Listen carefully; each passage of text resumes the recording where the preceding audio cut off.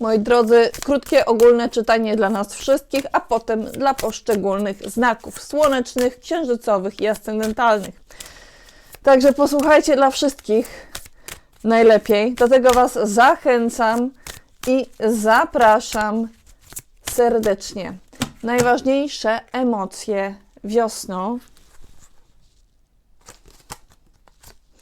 Pełen szacunku był, ale czy jest?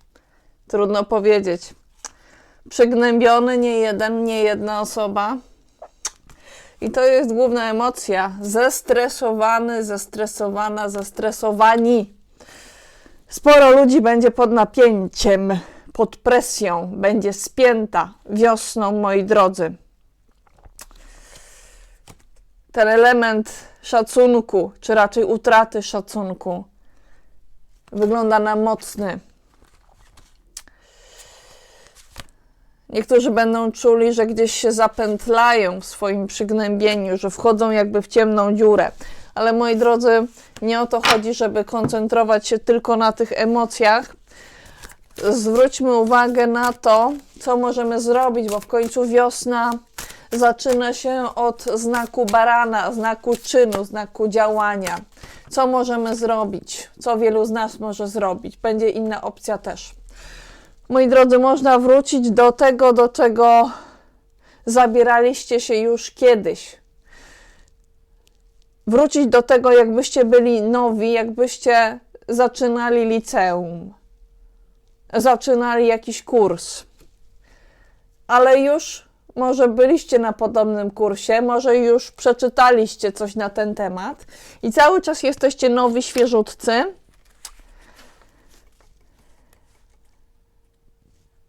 I podchodzicie do tego drugi raz. Co jeszcze można zrobić, moi drodzy?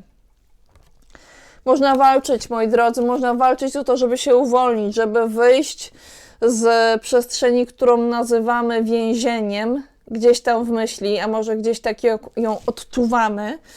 Może próbujemy kogoś wydobyć z tego więzienia. Możemy też używać swojej siły, spinać się, wysilać.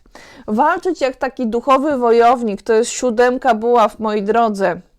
Tutaj ktoś pełnię swojej siły i energii wkłada w to, żeby się wydostać.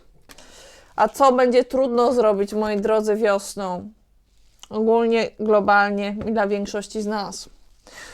Trudno będzie po prostu się ułożyć i odpocząć i przyglądać się swojej rodzinie, swoim bliskim, wspominać. Zwracać uwagę na te małe, drobne wspomnienia. Moi drodzy, baran jest w kwadraturze do raka, który lubi swoje różne pamiątkowe zdjęcia i tak dalej. Więc trudno będzie się tak po prostu ułożyć i o tym pomyśleć. Baran jest w opozycji do wagi, która czasem woli posiedzieć trochę jak taka Budda. O, to jest taka trochę Budda, ale w wersji ułożonej. Byk też lubi sobie odpocząć. I słońce wejdzie do znaku byka, ale najwyraźniej inne elementy będą troszeczkę utrudniały to, żeby po prostu poleżeć i żeby było tak całkiem wygodnie. Trudno jest nam tę wygodę znaleźć wiosną, ale nie o to chodzi, to nie jest najważniejsze, moi drodzy. Co jest najważniejsze wiosną? Dowiedzmy się globalnie, ale indywidualnie też. Choćby w jakimś procencie, dla każdego z nas będzie to istotne. Chodzi o to, żeby spróbować wyjść z zawieszenia, ale na jakimś etapie trzeba będzie do tego zawieszenia powrócić. Jakbyśmy musieli ułożyć się wygodnie, usiąść wygodnie, tak jak ta dziewczyna. Tutaj nie chodzi o to, że musimy być zawieszeni na pałąku, jak taki typowy wisielec z White'a. Już Wam nie będę szukać, jak chcecie, sprawdźcie sobie, jak wygląda wisielec w tarocie. Tu jest wygodniej, tu jest fajniej, powiedzmy, aczkolwiek ją otacza bluszcz różnych okoliczności, zapętleń, ciemny bluszcz, moi drodzy. Wy możecie patrzeć na to i nie widzieć tego bluszczu. Ktoś Wam może powiedzieć, to są zwykłe listki, ale wy i nie wy. To się będzie mieszać. Będą ludzie, którzy będą w stanie zobaczyć, że To nie są takie zwykłe liście, ale jest pewien rodzaj zagmatwania w tym ułożeniu. Zagmatwania, moi drodzy, i to jest najważniejsze. Moi drodzy, jakaś taka rada, czy raczej rady dla nas na wiosnę. 3 rady wyjmę. Możecie wybrać sobie taką, którą uznacie za najbardziej stosowną dla waszej sytuacji, która gdzieś tam wam najbardziej pasuje. Moi drodzy, odwrócone koło fortuny, król buław i król mieczy w pozycji odwróconej. Ale ważne jest tylko nie to, jak to się nazywa, ale też co widzicie. I poza tym, że możecie sobie wyobrazić i pomyśleć, że ta lub ta rada byłaby dla mnie dobra, to pamiętajcie, ważne jest też dokładnie to, co widzicie. Możecie spróbować znowu szczęścia. W kole fortuny nieraz ktoś próbował szczęścia. Możecie wrócić do jakiegoś rodzaju cyklu. Pomyśleć sobie raz na wozie, raz pod wozem. Możecie troszeczkę zachowywać się jak jeż, czy do kogoś takiego, kto lubi jeże lub lubi się w pozytywnym sensie upodabniać do takiego jeża, zwrócić. Ktoś tutaj ma wokół siebie pewnego rodzaju kolczatkę. Nie można do niego przyjść i zbliżyć się bardzo, ale można na pewną odległość. Możecie zwrócić się do kogoś, kto jest w stanie zarządzać działaniem. Kto jest jak król, jak władca, który wskazuje jednym, którzy są obok, co mają robić, a innym, czego nie mają robić i czego im robić nie wolno.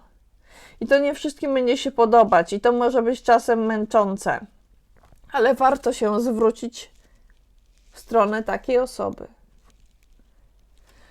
Warto się jej przyjrzeć, moi drodzy. Są też tacy z was, którzy mogą potrzebować pozarządzać swoimi wypowiedziami, dokonać pewnych poprawek i może trzeba się zwrócić do kogoś, kto był w pewnym sensie królem poprawek w słowie. Jakby to mógł być ktoś, kto był kiedyś administratorem na przykład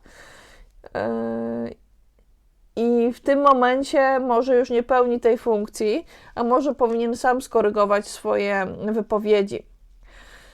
Mamy tu do czynienia z kimś, kto mówił ostro, a teraz albo zamilkł, albo mówi trochę za bardzo ostro. I coś z tą ostrą mową trzeba by było zrobić. Ja widzę, że jest pewna potrzeba korekty.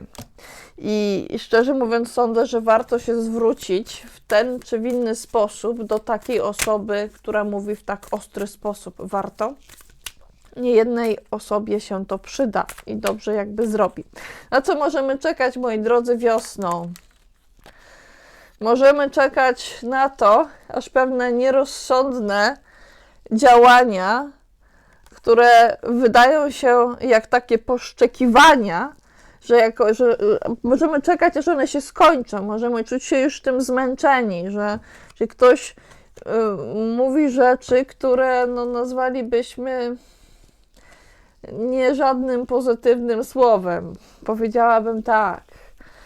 Ktoś zachowuje się w taki sposób, jakby był zupełnie nierozsądny i możecie wyczekiwać tego, aż ten ktoś przestanie trzymać pałeczkę i tak sobie po prostu swobodnie z tym biegać. Może potrzebna jest jakaś kontrola.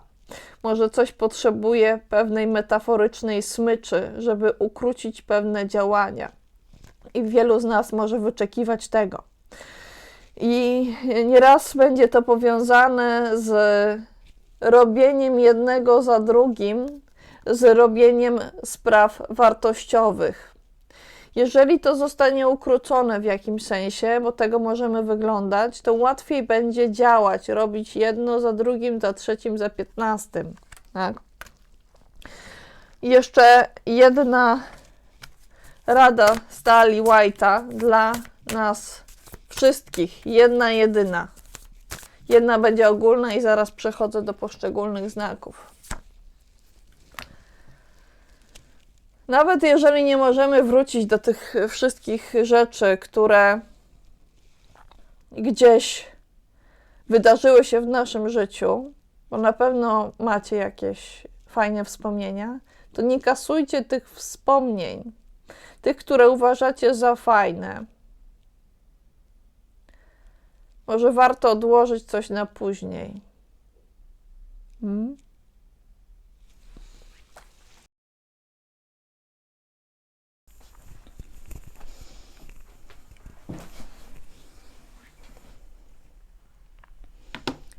Moje drogie barany, wiosną zaczniecie nie tak szybko, jakbyście chcieli. I to może sprawić, że poczujecie się trochę znudzeni. Znudzeni tym oczekiwaniem, sprawdzaniem godziny, spoglądaniem na zegarek,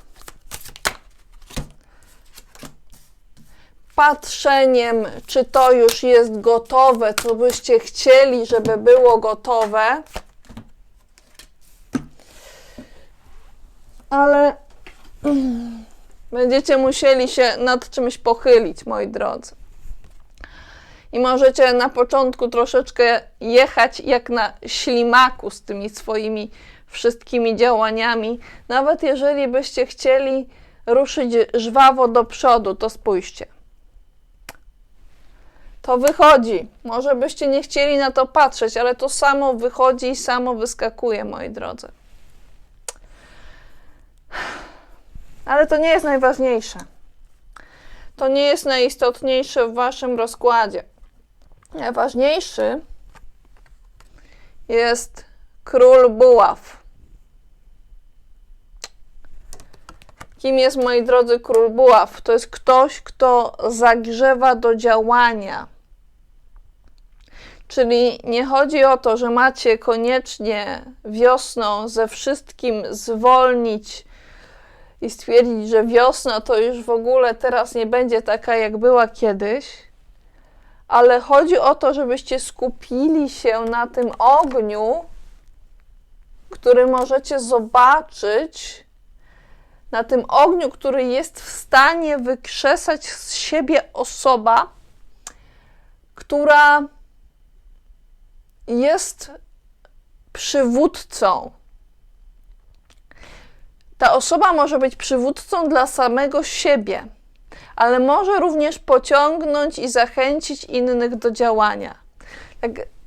Tak jakby uderzała w bęben i sprawiała, że wszyscy zaczynają ruszać się i działać do rytmu tego bębna.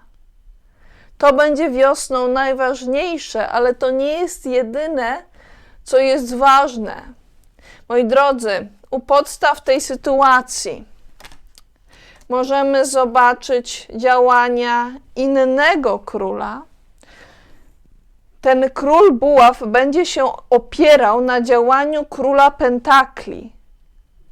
Na tym, co król pentakli jest w stanie dostarczyć materialnego. Na czym ktoś się opiera czysto fizycznie i stabilnie, mimo że to nie wygląda stabilnie. Ktoś się opiera na czymś, co jest zdecydowanie większe od niego. Wydaje się, że ten ktoś może w każdym momencie upaść, że jeden ruch wystarczy, żeby ktoś stracił to, co posiada. Ale teraz do mnie przychodzi, że coś takiego się nie wydarzy, że to są tylko pozory, jakby ten człowiek miał te stopy przyklejone czy przyspawane wręcz do rogów tego zwierzęcia, jakby był złączony z tym, co posiada, z tym, co jest materialnym źródłem kolejnych materii. Moi drodzy, u podstaw króla buław, w pewnym powiązaniu, znajdziemy kogoś, kto był gwiazdą, ale może teraz jest taką gwiazdą, której nie widać tak bardzo, jakbyśmy może chcieli. Jakby może król pentakli chciał, ale ja czuję, że ta gwiazda zdecyduje się być po prostu w pewnym sensie pod królem buław, działając razem z królem pentakli. Ona nie chce wychodzić na pierwszy plan, ona nie chce być ponad tym wszystkim, moi drodzy.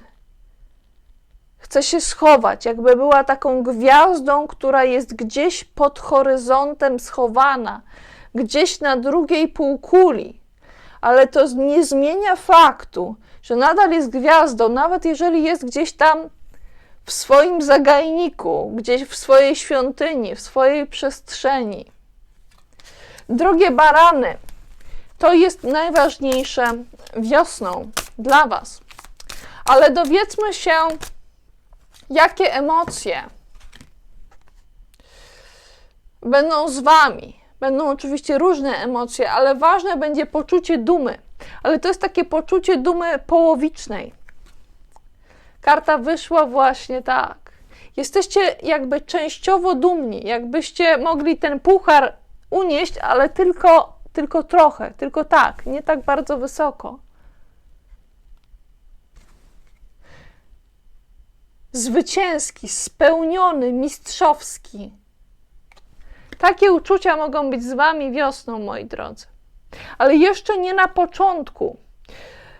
Nie wiem, czy wiecie, ale jak nie wiecie, to Wam powiem, a jak wiecie, to Wam powtórzę.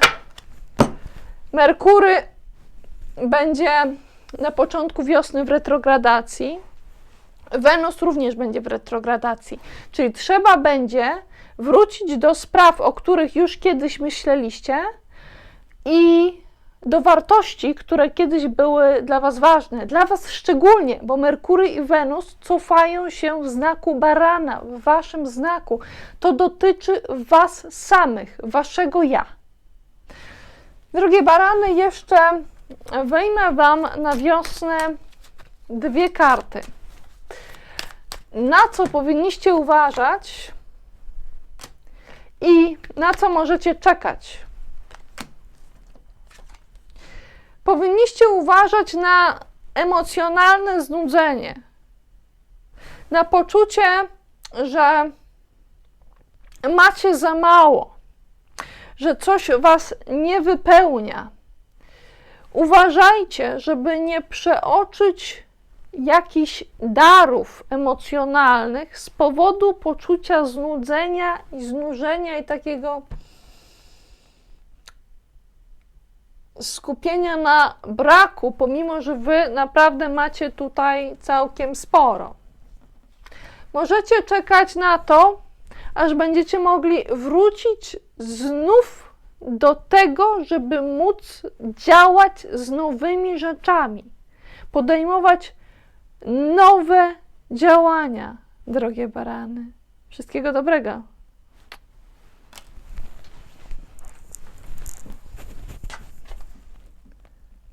Co jest kur...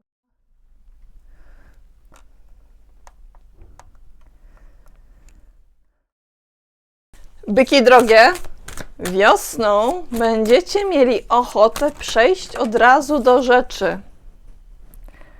A czego to dotyczy? Moi drodzy, dotyczy to powrotu do różnych działań ognistych. To mogą być takie sprawy, którym z pewnym wahaniem chcecie się zająć drugi raz. Znaczy, może nie do końca chcecie się zająć tymi sprawami znów, ale będziecie o tym mówić.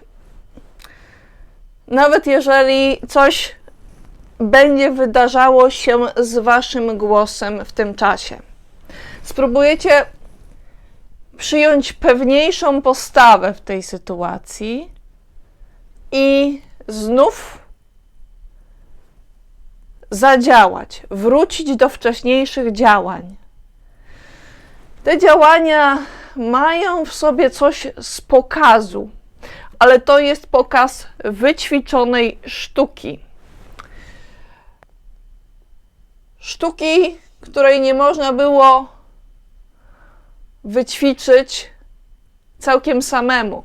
Potrzebny był ktoś, kto wspierał w działaniu, a nawet nie tylko wspierał, ale stawał się nieodłączną częścią tego działania.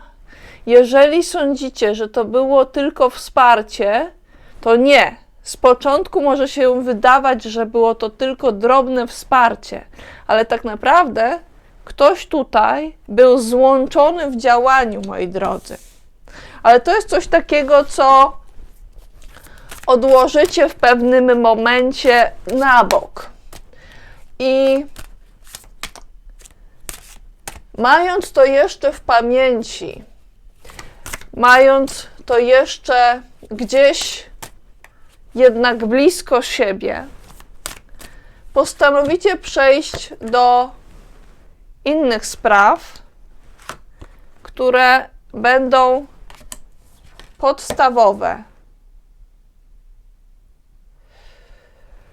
Będziecie chcieli pokazać, co to są za podstawowe sprawy, ale zwątpicie, czy udało wam się to pokazać dobrze, bo w pewnym momencie coś zakryje się samo jakby przed waszym wzrokiem i wtedy postanowicie pokazać to innym znów. Żeby to było jasne, jawne i wyraźne, żeby było widać, co jest podstawowe wiosną dla was. A podstawowe są sprawy związane z pentaklami. Możecie przez chwilę mieć wrażenie, że trzeba będzie się zajmować dwoma rodzajami spraw, na przykład pentaklami i kielichami, czyli na przykład materią i uczuciami, czy na przykład kielichami i buławami, czyli uczuciami i działaniami, ale tutaj chodzi o pentakle, moi drodzy. Chodzi o to, co jest konkretne, co jest waszą ziemską domeną. Ale będzie coś ponad to. Coś ponad te sprawy materialne, które są dla was podstawowe. Podejdźcie do tego z pewną ostrożnością i delikatnością, żeby wam to z rąk nie wypadło. I chodzi, moi drodzy, o świat, o powrót do świata, o to, żeby złączyć się ponownie ze światem, albo w jakimś sensie odłączyć się od tego świata, uzyskać jakiś rodzaj niezależności od świata. Możecie nawet powiedzieć, ja się odcinam od tego, co w tym momencie jest najważniejsze w świecie. Ja się nie łączę teraz z tym światem. Ktoś z was może stwierdzić, ja wyłączam media społecznościowe, ja wyłączam telefon, ja nie idę na to spotkanie ze znajomymi.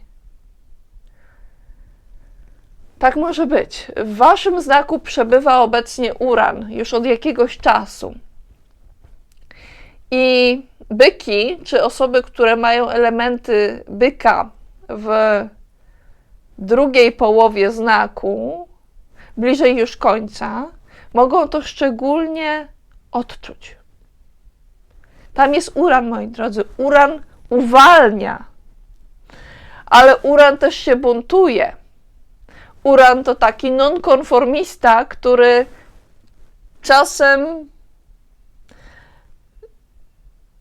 będzie się buntował nawet dla samego buntu, żeby pokazać swoją niezależność, żeby powiedzieć, wy mnie nie macie. I to będzie ponad to wszystko, ponad te sprawy materialne. To będzie coś, co będzie gdzieś się wam nad głowami ujawniać. Może się zdarzyć też, że część z was będzie miało w swoim życiu kogoś, kto prezentuje taką postawę. I jeszcze czuję, że może się zdarzyć tak, że w pewnym zakresie będzie takie odejście od świata, a w innym powrót. To dość skomplikowane, moi drodzy. To nie jest najprostsza ilustracja karty świat, jaką można by było sobie wyobrazić. Tutaj zaznaczone jest szczególnie pewne poczucie zespolenia ze światem. Czy chcecie być zespoleni ze światem, czy nie? Czy chcecie być częścią świata, czy nie? Ona nie jest w świecie, moi drodzy. Ona jest również tym światem. To są pytania, na które możecie sobie próbować odpowiedzieć więcej niż jeden raz. I możecie myśleć o tym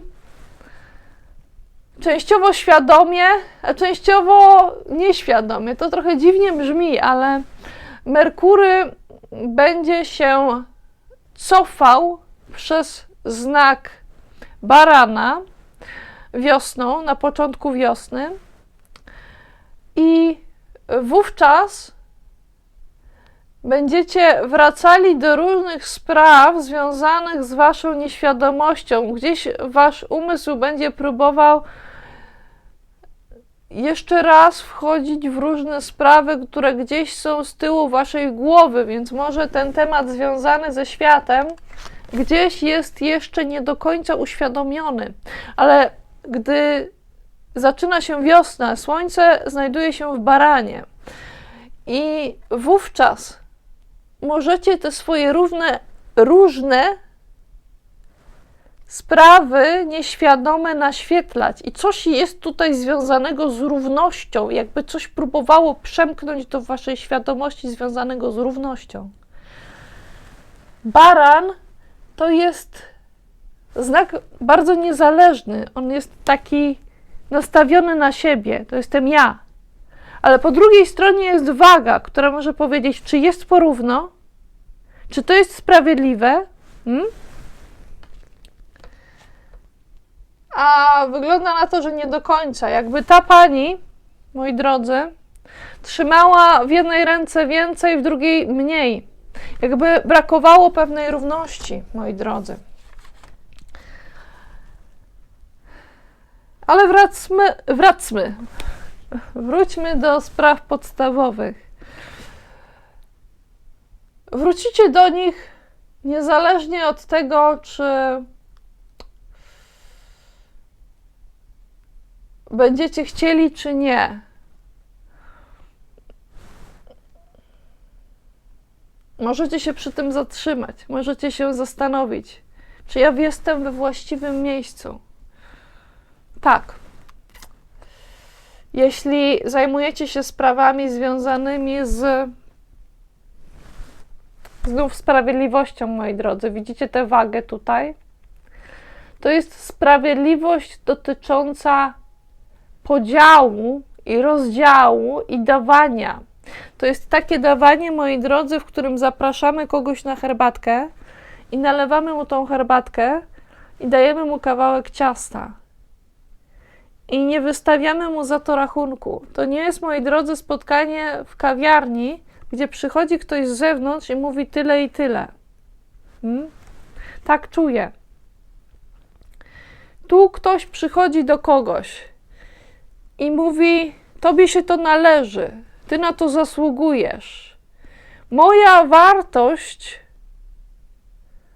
jest równa twojej wartości i jednocześnie ja cenię ciebie na tyle, że mogę ci tyle dać. Obok tego są sprawy związane właśnie z tym posiadaniem, ze sprawami materialnymi, moi drodzy. Te sprawy materialne są i tu, i tu. Choć szóstka pentakli w tym wypadku jest troszeczkę bardziej naznaczona elementami emocjonalnymi, ale to nie jest kluczowe, tak jak mówiłam na początku. Nie ma co się nad tym za bardzo głowić i szukać ukrytego dna, węszyć. Nie o to chodzi. Może was korcić, żeby gdzieś tam węszyć, może was coś jakby swędzić, żeby coś posprawdzać. Ale nie ma takiej potrzeby, moi drodzy. Ta karta jest w pozycji prostej, tu jest w porządku. Tu może być równo. Zwróćcie uwagę też na osoby spod znaku wagi, czy z mocnymi elementami wagi w swoim horoskopie. One mogą być istotne dla was wiosną. To jest taki temat, który może się ciągnąć troszeczkę dłużej, niż wydawałoby się wam to potrzebne, ale możecie się zorientować, że to jest potrzebne, żeby mówić o tym trochę dłużej, myśleć trochę dłużej, zajmować się tym trochę dłużej. To nie trwa 5 minut. Moi drodzy, król pentakli w wersji żeńskiej.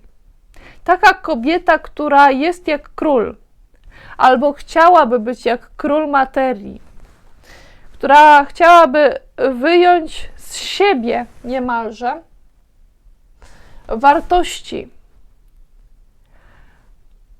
i może wyjmowała już te wartości z siebie i wyjmuje je po raz kolejny.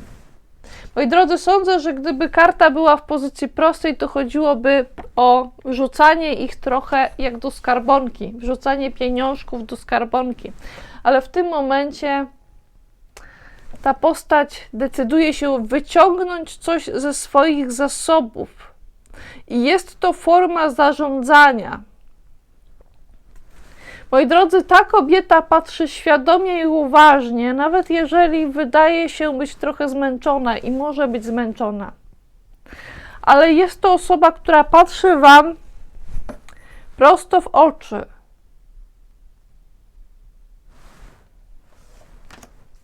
To są sprawy podstawowe, moi drodzy.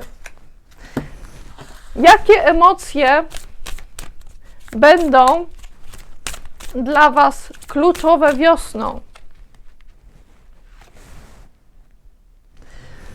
Pewien powrót do sfrustrowania. Moi drodzy, zobaczcie, ile tu jest tych różnych samochodów. Jakbyście czuli, że wiosną znowu stoicie w jakimś korku. Coś was blokuje. Chcielibyście jechać już do przodu, dosłownie lub w przenośni, albo jedno i drugie, ale wręcz chwytacie się za głowę i myślicie sobie, kurczę, no jak ja teraz się przez to przebiję. Cierpliwością, moi drodzy, cierpliwością. Ci wszyscy ludzie chcą dotrzeć na miejsce i oni czują to samo. Czy w tym momencie połączycie się z tym światem? Powiecie, znów jestem częścią tego świata, częścią tego korka, to może do was przyjść. Moi drodzy, na co powinniście uważać? Wiosną szczególnie. I czego możecie wyglądać? Moi drodzy, uważajcie na świat. Uważajcie na ten świat. Uważajcie na to, co jest w świecie i co z tego świata może się urodzić. Szczególnie uważajcie na ten świat. Ta rada może wydać wam się dziwna, ta wskazówka może wam się wydać dziwna, ale tak podpowiada tarot i myślę, że będzie to jasne, prędzej czy później dla was.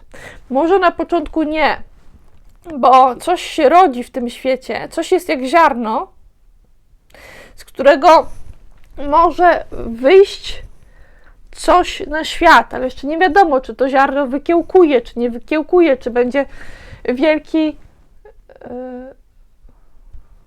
drzewo, wielkie drzewa. Możecie nawet nie być pewni, co z tego wykiełkuje. Czy coś z tego wyrośnie. Uważajcie na to, co próbuje wyrosnąć w świecie. A możecie czekać i wyczekiwać podróży, ruchu. Moi drodzy, to jest kareta. I w tej karecie ktoś podróżuje razem. Ktoś jest we wspólnym ruchu. Moi drodzy, ktoś rusza do przodu, ktoś tutaj nie jest zakorkowany. A nawet jeżeli jest zakorkowany, to w pewnym momencie się odkorkowuje i rusza do przodu.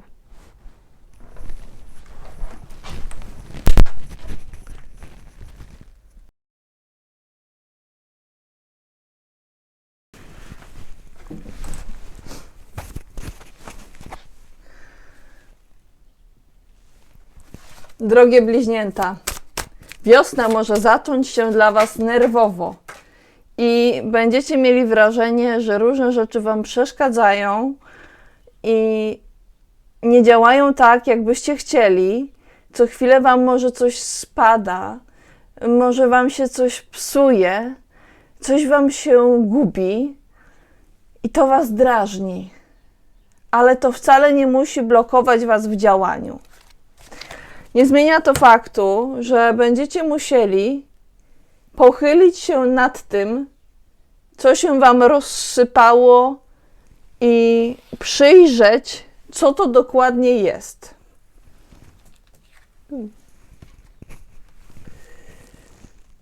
Moi drodzy, nie dało się chyba bardziej dosłownie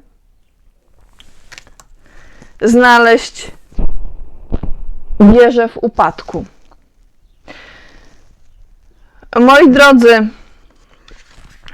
karta wieża wskazuje nam na takie tematy, na takie sprawy, które gdzieś się walą i jak to się wali, to właśnie tak lega w gruzach. Rozsypuje się.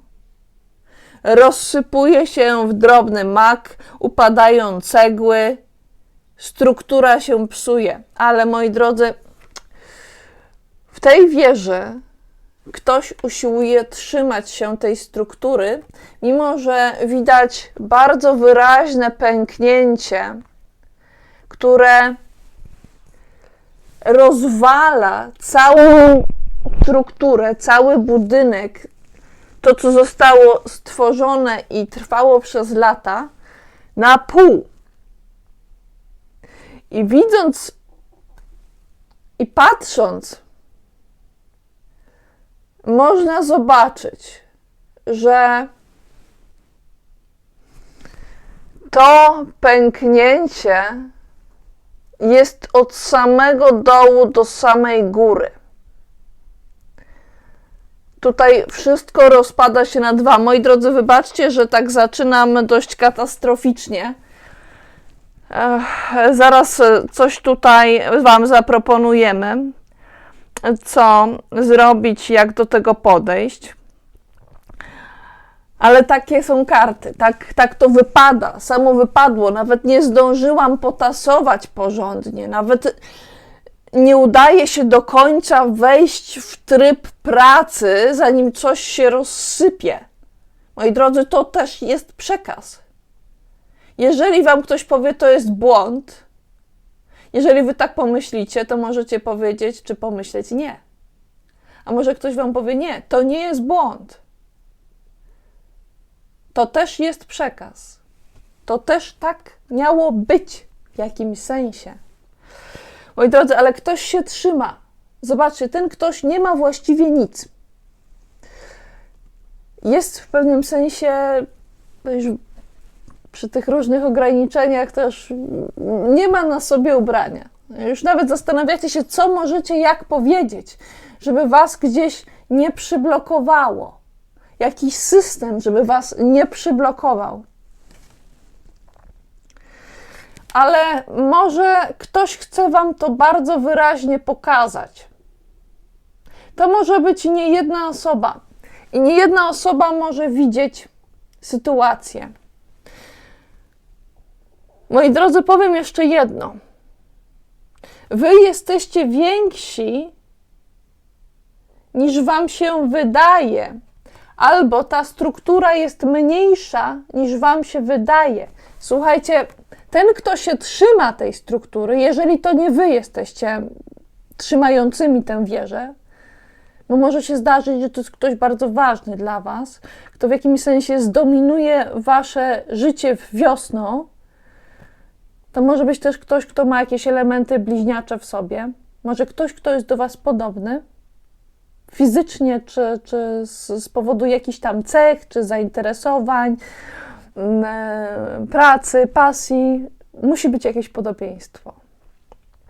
Moi drodzy, ten ktoś jest większy, niż mu się wydaje, ale ten ktoś nie spogląda nawet na tę strukturę, nie widzi, czego się trzyma, moi drodzy. To nie jest taka struktura, w której ten ktoś mógłby się zmieścić. Jakby ktoś zbudował domek z kart i ten domek z kart runął, ale nikt się w domku z kart nie zmieści fizycznie. To jest bardzo licha konstrukcja i nawet mocniejszy podmuch może sprawić, że to się rozsypie. I tutaj to się sypie, moi drodzy.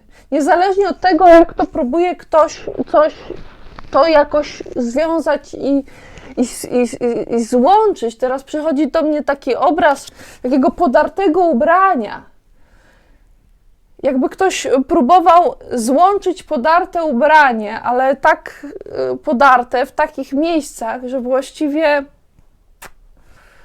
nie ma większego sensu próbować to łączyć, bo poza tym, że coś zostało podarte, to jeszcze fragmenty materiału zostały gdzieś wyrwane z tej struktury. Więc jeżeli chcecie się przywdziać, jeżeli chcecie się ubrać, okryć tą strukturą, to nie jest struktura dla was. Taki jest przekaz, moi drodzy, ale myślę, że potrzebny jest do tego jeszcze jakiś komentarz.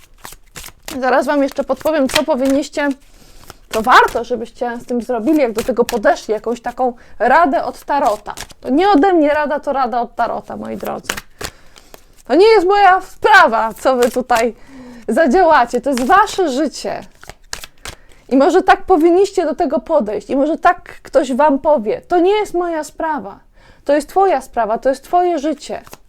Zdecydujesz, zrobisz tak, jak uważasz. Ja ci mogę powiedzieć, jak to wygląda. Ale jakiś komentarz do tej sytuacji. Moi drodzy, komentarz wiąże się z postacią króla, który wygląda jak królowa. Jakbyśmy mieli króla, który jest kobietą, to nie jest królowa, to nie jest partnerka króla. To jest kobieta, która pełni funkcję zarządczą jako samostanowiąca jednostka. Ona nie potrzebuje króla, żeby zarządzał finansami.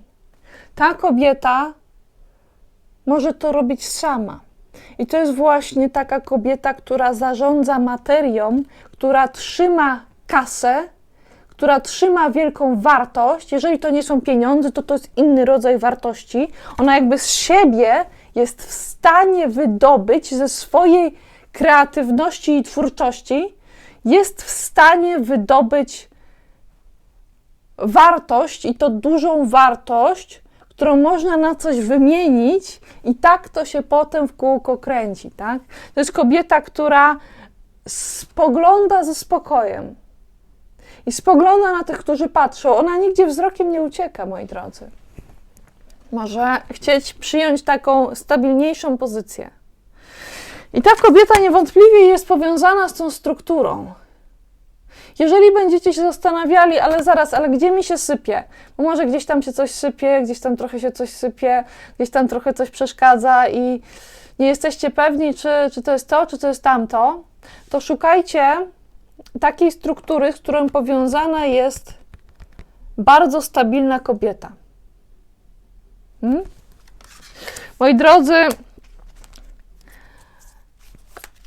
będzie ta rada, będzie, ale ona się odsuwa w czasie. Ja czuję, że ta wskazówka, którą otrzymacie,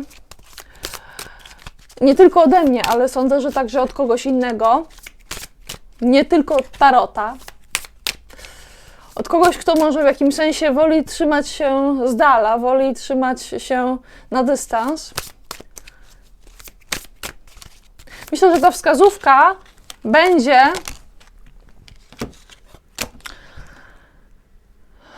w drugiej połowie wiosny. Nie od razu. Moi drodzy, emocje całkiem niezłe. Dominujące emocje na wiosnę dla Was. Jesteście w połowie otwarci. To jest całkiem nieźle. Jakbyście mieli jedną rękę pokazaną, a drugą nie, druga mówi nie, jedna mówi tak. Chłonny, akceptujący, życzliwy. W połowie. Nie jest źle, moi drodzy. Naprawdę, jeśli chodzi o te emocje, to dominujące emocje wiosny nieźle. Pomimo tych wszystkich różnych spraw. Teraz w końcu będzie wskazówka dla Was, co z tą wieżą na wiosnę, bo to jest temat na całą wiosnę, kluczowy na całą wiosnę. Zobaczcie, Wy zobaczcie pierwsi, zaraz ja zobaczę. Trzymajcie się tej wartości, którą macie, ale macie ją w jakimś sensie w rozłączeniu ze sobą. Teraz rozumiem, dlaczego mogą być takie różne problemy z upewnieniem się, gdzie jest wieża, bo coś Wam się niewątpliwie sypie, ale jest też coś, czego powinniście się trzymać, a w wieży nie ma się co trzymać. Więc to jest taka sytuacja, w której warto, żebyście w jakimś sensie trzymali coś wartościowego dla Was, ale w pewnym oddaleniu, w takiej postawie wręcz medytacyjnej, w równowadze, bo tutaj ktoś właśnie trzyma coś, ale na dystans. Więc trzymajcie się na dystans od jakiejś wartości, ale ona nadal jest gdzieś tam Wam bliska, nadal jest przed Wami. Jakoś to możemy spróbować. Możecie się obawiać sprecyzowania tego, ale możemy spróbować trochę sprecyzować, co to jest. Moi drodzy, wartością dla Was jest możliwość znalezienia czy bycia w dystansie względem innych, którzy Was otaczają. Czyli pewien rodzaj jakby wolności, ale nie do końca. Chodzi o to, że będąc na dystans od tych wszystkich, możecie się po prostu wyspać. I to jest dla Was wartość. To może być wartość dla Was, to trzymanie się na dystans. Moje drogie bliźnięta, trzeba już powoli kończyć. To do mnie przychodzi, bo już jest czas. Ale jeszcze jedna karta dla Was. Tak po prostu na wiosnę. Na co możecie czekać? Będziecie mogli czekać na to, aż nie wiadomo skąd, nie wiadomo jak, będzie można zająć się sprawami magicznymi w pewnym sensie. Takimi sprawami, które nie wiadomo skąd nam wychodzą, ale jakoś nam wychodzą, jakbyśmy byli czarodziejami. Jeszcze do końca nawet nie umiecie o tym mówić. I to jest taki temat, do którego możecie wrócić.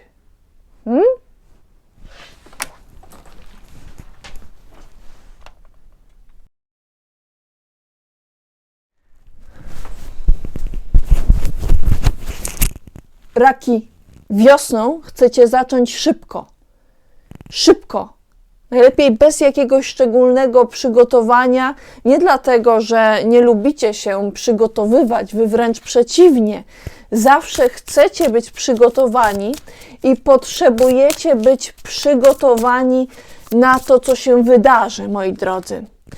Na początku możecie mieć poczucie pewnej niewdzięczności w tym wszystkim. Jakby coś było niewdzięcznego w waszym życiu, takiego w tym, że trudno wam to jest opisać. Brakuje wam poczucia wdzięczności. Wy byście chcieli być wdzięczni, ale odnosicie wrażenie, że ktoś wam nie dał czegoś w odpowiednim czasie. I dlatego trudno jest wam za to dziękować, moi drodzy. I możecie mieć to poczucie w momencie, kiedy chcecie zacząć działać szybko. Chcecie już coś robić, bo robiliście coś nieraz. To nie jest pierwszyzna dla was, naprawdę. I wy chcecie już działać. Ile czekaliście na to, aż Mars wyjdzie z retrogradacji i pójdzie wszystko do przodu, moi drodzy.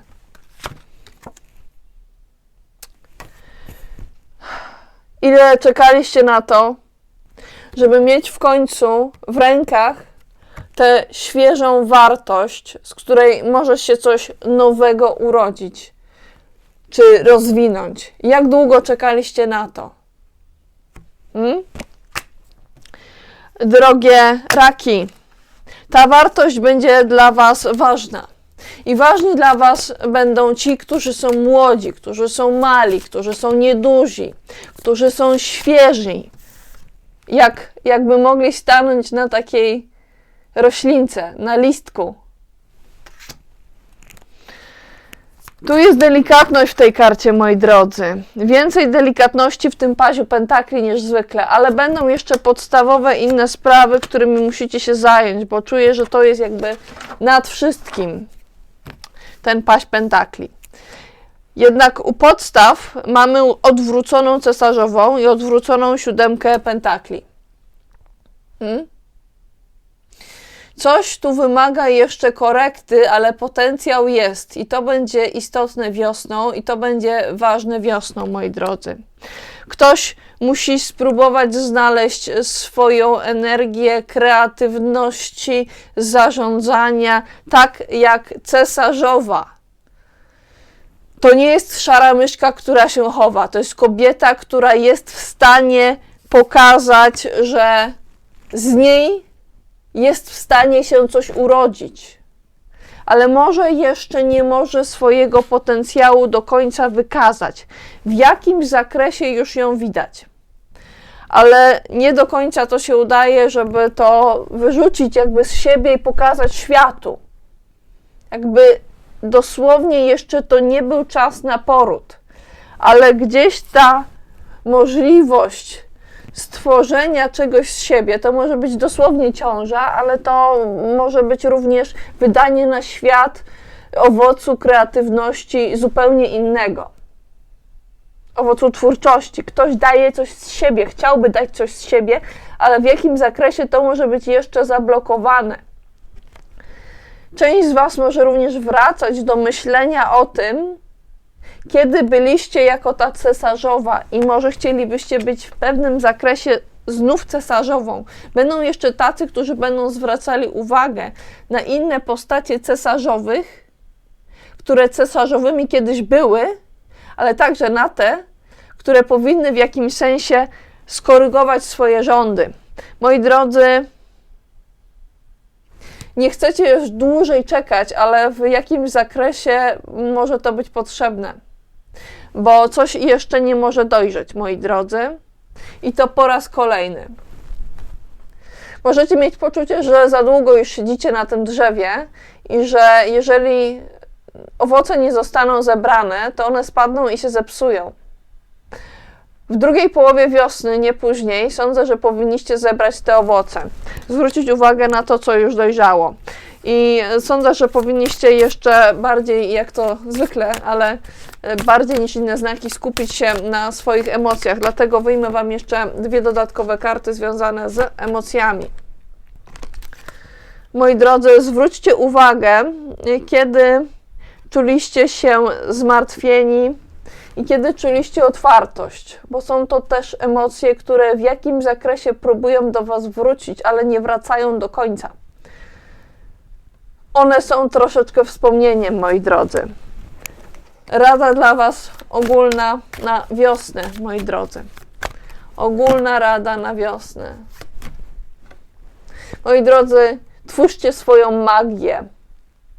Wyczarowujcie jednym spojrzeniem coś, co jest twórczością i magią wręcz magią. Tu niekoniecznie chodzi o to, że wy tworzycie coś z siebie, ale wy w jakimś sensie jesteście w stanie wykorzystywać magię magika. Jednym spojrzeniem potraficie zaczarować, moi drodzy. To może być takie czarujące spojrzenie. Jeszcze na co powinniście uważać, moi drodzy, na to szczególnie wiosną, bo wy lubicie być przygotowani, tak? Uważajcie na tych, którzy się oddalają i jeżeli będziecie chcieli się oddalić do bezpiecznego miejsca, to wtedy szczególnie uważajcie. Uważajcie w tym miejscu, w którym musicie się kimś zaopiekować albo zaopiekować sami sobą, jakby waszym wewnętrznym dzieckiem. I jeszcze jedną kartę wam wyjmę, na co możecie czekać, raki. Możecie wrócić myślami do tego czasu, kiedy ktoś był w stanie opiekować się słowem i możecie czekać na powrót do jakichś słów, powrót do słów matki, dosłownej czy metaforycznej, kobiety, która jest w stanie wykrzesać z siebie i sobie kreatywność słowną, związaną ze słowem, z opieką. Możecie również czekać na to, aż ktoś w końcu powie to, o czym myślał wiele razy i powie to ostro. Czekacie, moi drodzy, na to, aż ktoś coś powie swoimi słowami.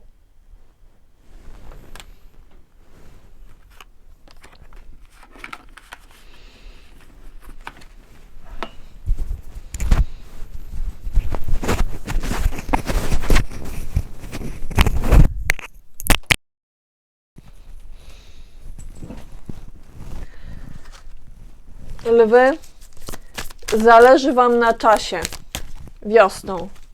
Przez całą wiosnę będziecie zwracali uwagę na to, która jest godzina.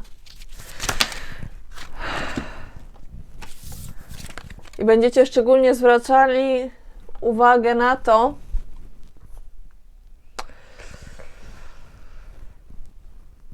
jak to wszystko się kręci. Jakie to są cykle. Od godziny do godziny, od godziny do godziny. I czy to jest szczęśliwe, że wy tak kręcicie się w kółko? Moi drodzy, koło fortuny wyskoczyło samo w pozycji prostej. Macie szansę na to, że dzięki temu, że będziecie zwracali uwagę na te cykle, na ten czas, wyskoczy wam coś szczęśliwego, coś fortunnego.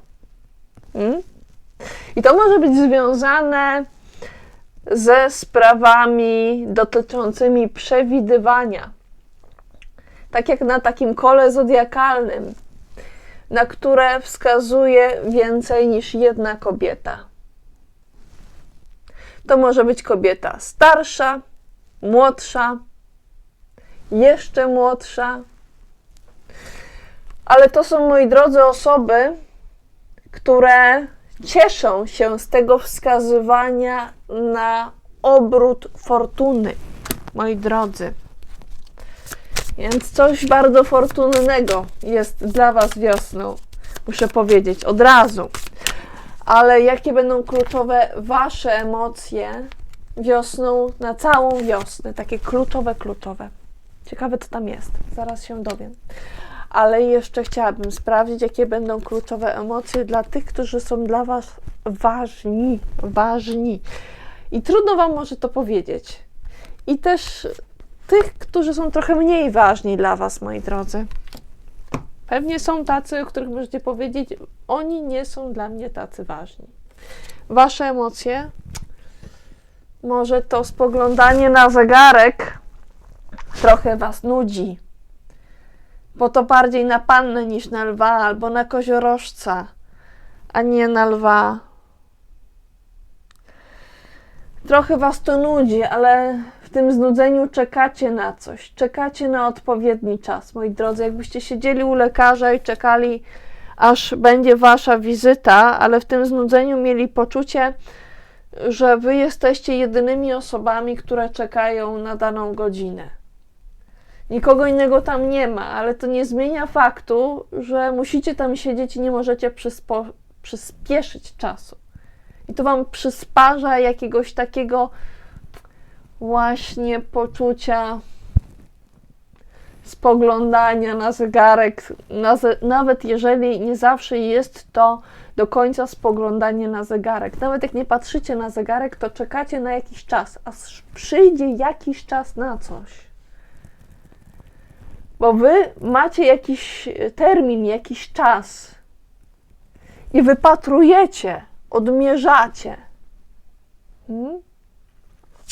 Ważne osoby dla was będą nieśmiałe. Tak jakby się chowały gdzieś za ścianą i bały się pokazać, że one tutaj są. A te mniej ważne były podekscytowane, ale gdzieś te różne podekscytowania umykają, znikają, gdzieś to już nie jest dla nich ważne, żeby być takimi podekscytowanymi, a nawet jeżeli jest to istotne, to gdzieś to umyka, już nie jest kluczowe, moi drodzy. Ale zobaczmy jeszcze, co poza tym czasem będzie ważne dla was. Zobaczmy, co jest jakby ponad różne podstawowe sprawy wręcz. Ponad podstawowe sprawy.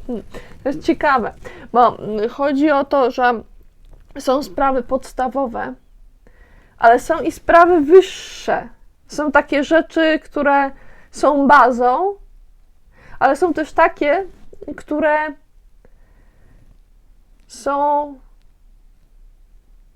możliwe do zaspokojenia w momencie, kiedy ta baza już jest.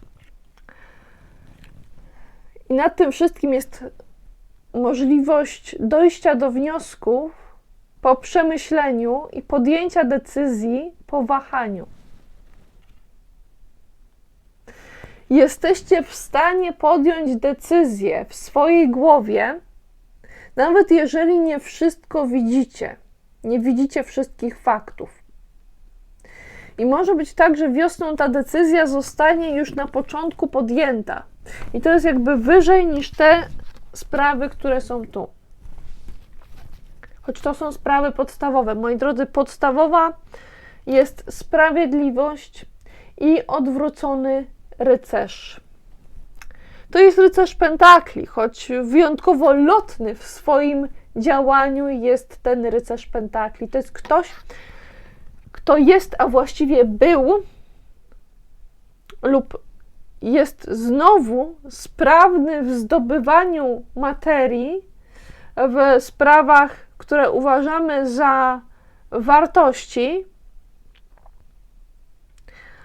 To jest ktoś, kto przychodzi do mnie w jakimś sensie, przestał tak bardzo zdobywać te wartości, przestał lecieć na tym koniu aktywności gdzieś, żeby wyciągnąć coś, złapać i wziąć, i kieruje się w tym momencie w stronę sprawiedliwości, w stronę tej wielkiej sprawiedliwości, która jest nad wszystkim, moi drodzy. Nad wszystkim. I ta sprawiedliwość jest niejako nad miastem, moi drodzy. Tu jest waga, tu jest miecz sprawiedliwości. Czy jest porówno? Wy chcecie, żeby było porówno? Chcecie, nie chcecie, to jest podstawowe, żeby było porówno, moi drodzy. Jeszcze rada dla was ogólnie na wiosnę. Moi drodzy, zwróćcie uwagę na to, gdzie były 3 emocje i jakie były relacje towarzyskie. W takich grupach kilku osób, co najmniej 3. I również jeszcze to, czego możecie wypatrywać albo nie. Z innej kubki wezmę. Moi drodzy, możecie mieć wrażenie, że będziecie wypatrywać czegoś z tej samej kubki, ale okaże się, że nie. Że w jakimś sensie dostaniecie coś, co będzie z innej przestrzeni, z innej grupy jakby. I dostaniecie coś, co kiedyś już było. I chodzi o, moi drodzy, kapłankę. Chodzi o kapłankę, której nie było widać wyraźnie, która może była gdzieś pozasłaniana częściowo pośród różnych kolorów, jakby gdzieś wśród różnych elementów była pochowana. Jesteście w stanie dostać w jakimś sensie kapłankę albo coś takiego kapłańskiego. Przypomnijcie sobie, moi drodzy, film Matrix. I teraz przychodzi do mnie ta opowieść, a może nie opowieść, tylko zwrócenie uwagi tej wyroczni z Matrixa i scena związana z wazonem. Czy by ten wazon upadł i stłukł się, gdybym ci nie zwróciła uwagi na ten wazon? Możecie zastanowić się nad przekazem kapłanki, nad przeznaczeniem. Możecie wrócić do tematów związanych z przepowiedniami kapłanki. To nie musi być tak, że to była wróżka, ale to może być tak, że to był ktoś taki trochę jakby wróżka. Ktoś, kto ci mówił, zobacz, będzie tak, jak mówiłam. Będzie tak, a nie inaczej. I to jest podarunek od świata dla was. I to możecie dostać, moi drodzy, ciekawe.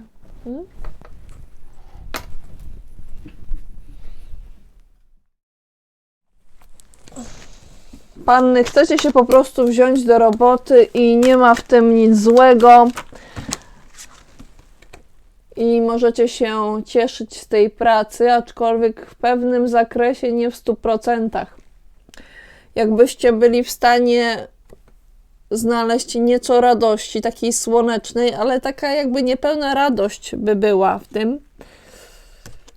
Może dlatego, że cały czas jest coś nowego do zrobienia i co prawda może macie poczucie, że lecicie do góry. Ta praca unosi was do góry. Różne działania was niosą, ale jednocześnie macie poczucie, że odrywacie się od ziemi i nie stoicie stabilnie. I z tego powodu, moi drodzy, nie wszystko będzie wam tak się podobało, jakbyście chcieli, żeby się wam podobało. Narzekacie na własne narzekanie, na własny perfekcjonizm, a do tego wyskakuje coś niespodziewanie w takim momencie, w którym byście może niekoniecznie chcieli, żeby coś wyskakiwało, bo może wy tak za bardzo nie przepadacie za tym, co wyskakuje, kiedy nie wiecie, że coś wyskoczy, a to na tym polega to wyskakiwanie, że to jest niespodziewane. I moi drodzy, ciekawa sprawa, bo tak jakby trochę wam pasuje, trochę nie, znowu częściowo. Trochę tak, trochę tak. Podoba wam się i nie podoba jednocześnie, ale nie jakoś bardzo nie podoba, to, że pojawia się coś nowego, co wypuszczane jest na świat i to są różne uczucia, takie świeże uczucia, coś nowego powstaje, jakiś nowy rodzaj uczucia, moi drodzy. Nowy rodzaj. Moi drodzy,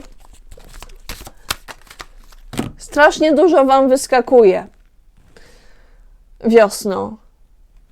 Wyskakują sprawy z przeszłości związane z poczuciem pochłaniania i bycia łapanym przez to, co macie z tyłu głowy. Będzie to związane z jakąś postacią kobiecą, która nie lubiła obracać się za siebie i sprawdzać, co ją próbuje złapać. Panny, mam wrażenie, że nie jesteście w stanie naprawdę utrzymać porządku wiosną. Próbujecie ułożyć sobie jakiś rozkład, ale ten rozkład jakoś nie chce się ułożyć, bo cały czas wam coś wyskakuje. Odpuśćcie. Ja wam mówię, odpuśćcie, tak wam wszechświat chce powiedzieć, odpuśćcie, bo tyle wam wyskakuje, że naprawdę nie potrzebujecie znaleźć tylu dodatkowych innych rzeczy, żeby sobie czas wypełnić. Moi drodzy, mnóstwo różnych elementów wam wyskakuje. Tutaj są dwa, które się ze sobą łączą i taki poboczny. Słuchajcie, ziemia się trzęsie, trzęsła się i trzęsie się znów, moi drodzy, odwrócona wieża. Już coś się posypało i wy widzicie to na ziemi, widzicie gruzy, widzicie, że ktoś się czegoś trzymał i nie chciał się puścić. I to już jest ostatni etap tego. Ale jeszcze są okruchy na ziemi do posprzątania, moi drodzy. Tu nie ma czego się trzymać, moi drodzy. To już jest gdzieś rozsypane naprawdę, jakbyście mieli paproszki. Część z was może się też zająć takim właśnie nawet dosłownym zbieraniem i sprzątaniem gruzu po jakiejś budowie. To jeszcze, co wyskakuje, to jest temat związany z odejściem gdzieś do bezpiecznego miejsca. I może tego nie widać. Jakby to nie mieści się w pierwotnej definicji, że to jest bezpieczne miejsce, ale okazuje się, że jest. Tutaj w 8 kielichów ktoś postanawia się schować w swojej pieczarze, żeby odejść trochę od niektórych emocji, ale to nie znaczy, że ten ktoś nie wraca. W 8 kielichów ktoś może odejść na chwilę, ale może odejść i na dłużej. Tutaj jakby coś jest nadal otwarte. Można po tego kogoś też pójść tam i wyciągnąć stąd. Tutaj nie ma zamka. To jest otwarta pieczara. To odejście związane jest z kimś młodym, kto ma poczucie, że zjadł wszystkie rozumy. Możecie spoglądać na tego kogoś raz po raz i zastanawiać się, skąd ten ktoś ma takie poczucie, że już wszystko wie. Jakby ktoś stał na książkach, ale ich nie przeczytał. Ale to, że ich choćby dotknął, wystarczy, że już wszystko jest załatwione. Drogie panny, jakie uczucie będzie najważniejsze wiosną dla was? Znowu coś wyskakuje. Moi drodzy, wyskakują naprawdę różne sprawy. Tu jest pewien rodzaj niewdzięczności. Ktoś jest zdecydowanie niewdzięczny i są ku temu na pewno jakieś powody. I jest pewne poczucie takiego zmarnienia i smutku. Może przez to, że tyle rzeczy wam wyskakuje, a wy wolelibyście mieć swój plan. Wskazówka dla was, jak możecie poprawić te sprawy związane z emocjami. Poprzez działania, ale takie działania, które są w pewnych ekstremalnych warunkach, a przynajmniej ekstremalnych dla niektórych. Jakby ktoś był w bardzo gorącym klimacie, wręcz na pustyni i tam walczył. Na co możecie czekać, drogie panny? Czuję, że możecie czekać na coś prostego, na coś, co będzie łatwe do odczytania. Na zrzucenie obciążenia, panny. Żeby te wszystkie rzeczy, które gdzieś są powiązane i jest ich już za dużo, można było je wypuścić. Już nawet trudno Wam mówić precyzyjnie i dokładnie, o co chodzi, bo język Wam się plącze. Możecie czekać na to, aż będziecie mogli wypuścić tą całą garść różnych działań, które właściwie powinny być już zakończone.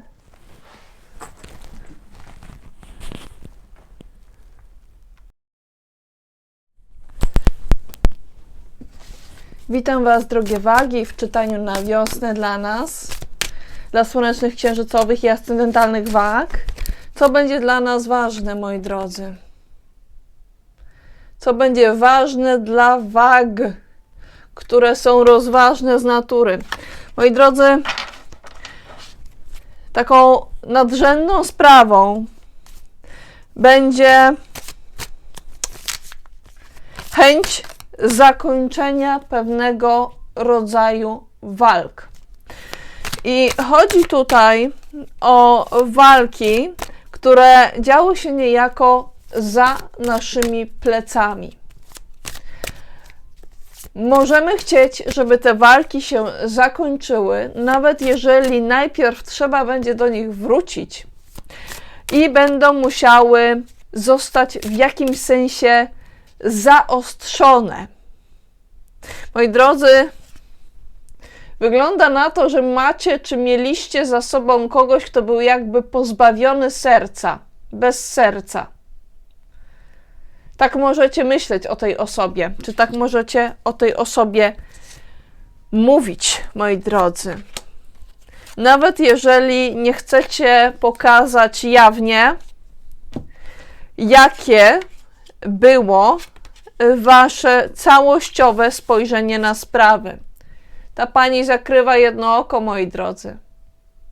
Częściowo widać jej spojrzenie na sprawy, a częściowo nie.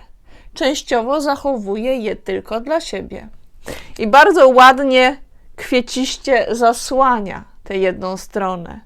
Takim białym kwiatem. Potrafi w pewnym sensie odwrócić uwagę od tej drugiej strony, od tego innego spojrzenia. Aczkolwiek trudno jest powiedzieć, jakie było to drugie spojrzenie, to drugie oko. Może ono było bardzo podobne, ale może chcieliście w jakimś sensie złagodzić to spojrzenie.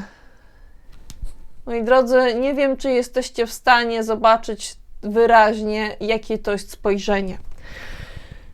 Ono jest częściowo łagodne, ale częściowo jest w nim pewien rodzaj złości i może również i żalu. To jest sprawa nadrzędna wiosną. A co leży u podstaw? U podstaw tej sytuacji. As pentakli w pozycji prostej, król mieczy w pozycji odwróconej.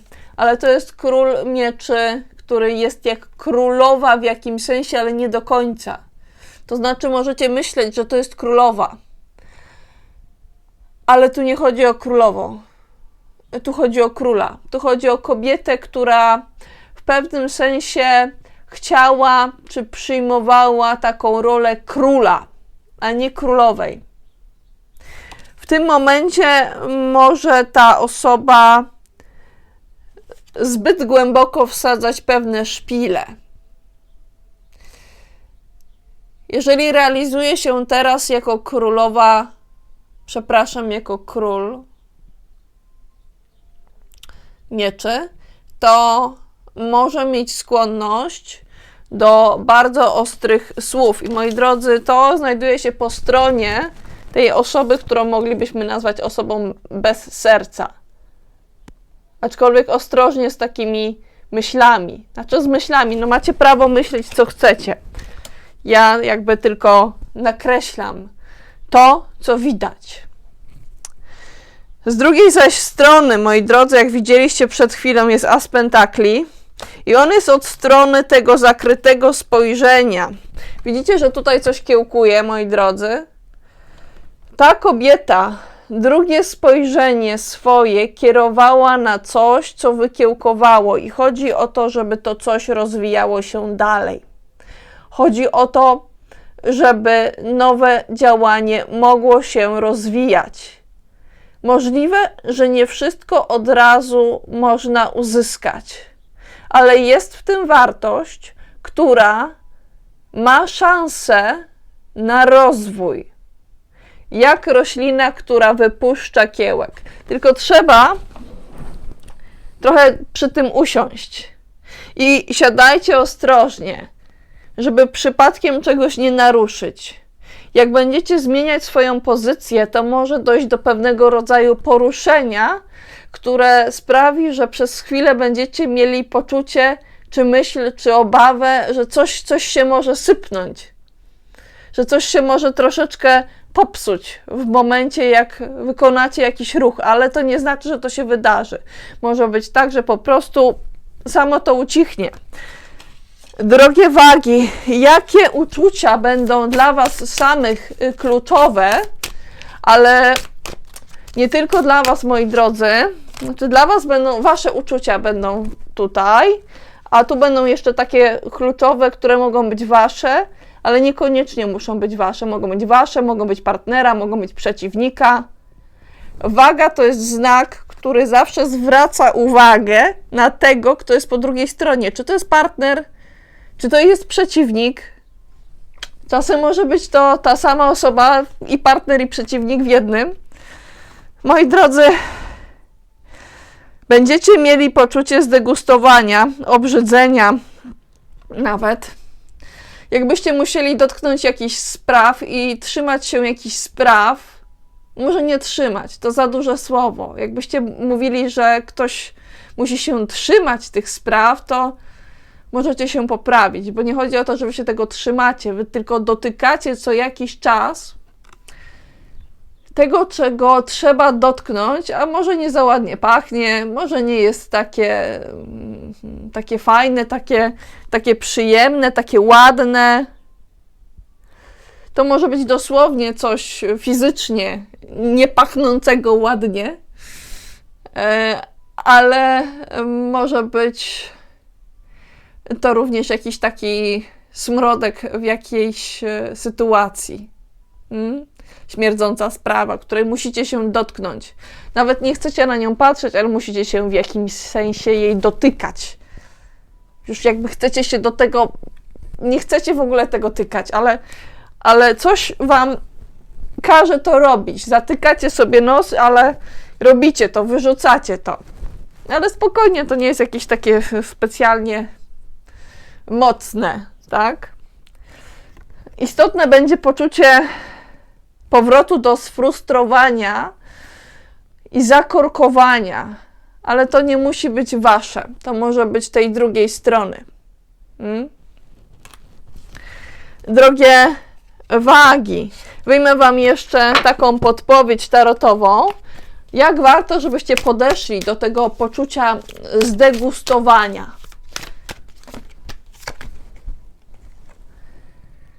Wy tutaj nie rządzicie, moi drodzy, nie jesteście cesarzem, więc odpuśćcie sobie chęć zarządzania tym tematem do końca. Może warto po prostu się tym zająć na tyle, na ile trzeba. No i pomyśleć sobie, no ja tutaj, to nie mój wóz, to nie mój cyrk, to nie ja tu jestem szefem, po prostu muszę się tym zająć i już.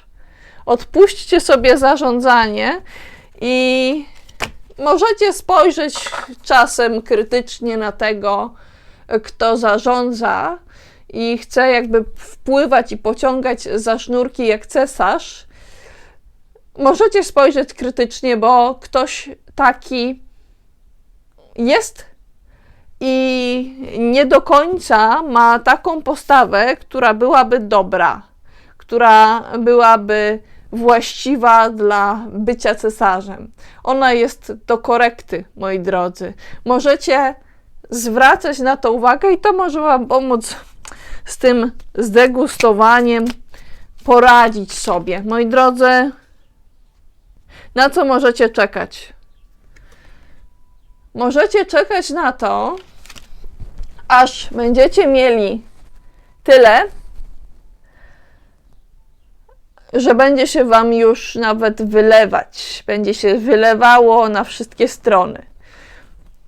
Taka nawet przesada w obfitości. Możecie na to czekać, drogie wagi.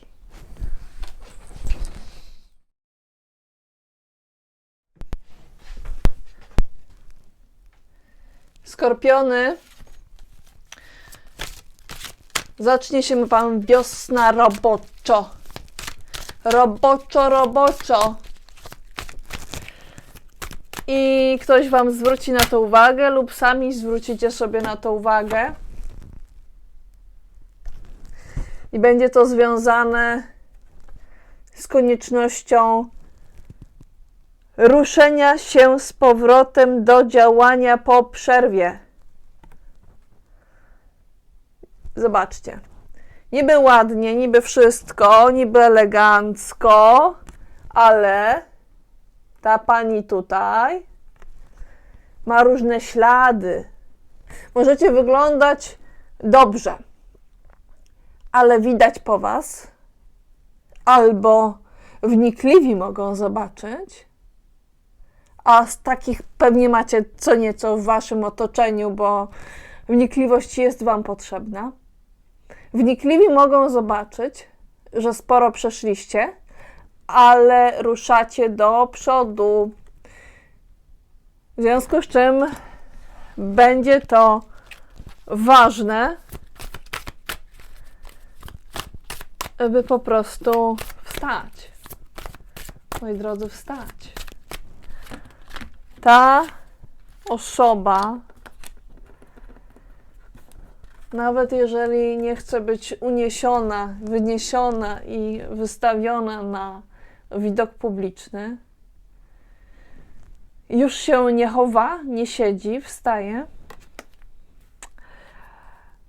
nie zamyka już oczu, nie odwraca już wzroku i zabiera się do tego czy owego. Moi drodzy, podstawą do tego ruszenia z powrotem do przodu, żebyście mogli iść do 10 buław, jest pozbycie się czegoś, co możecie nazwać dawnym zauroczeniem.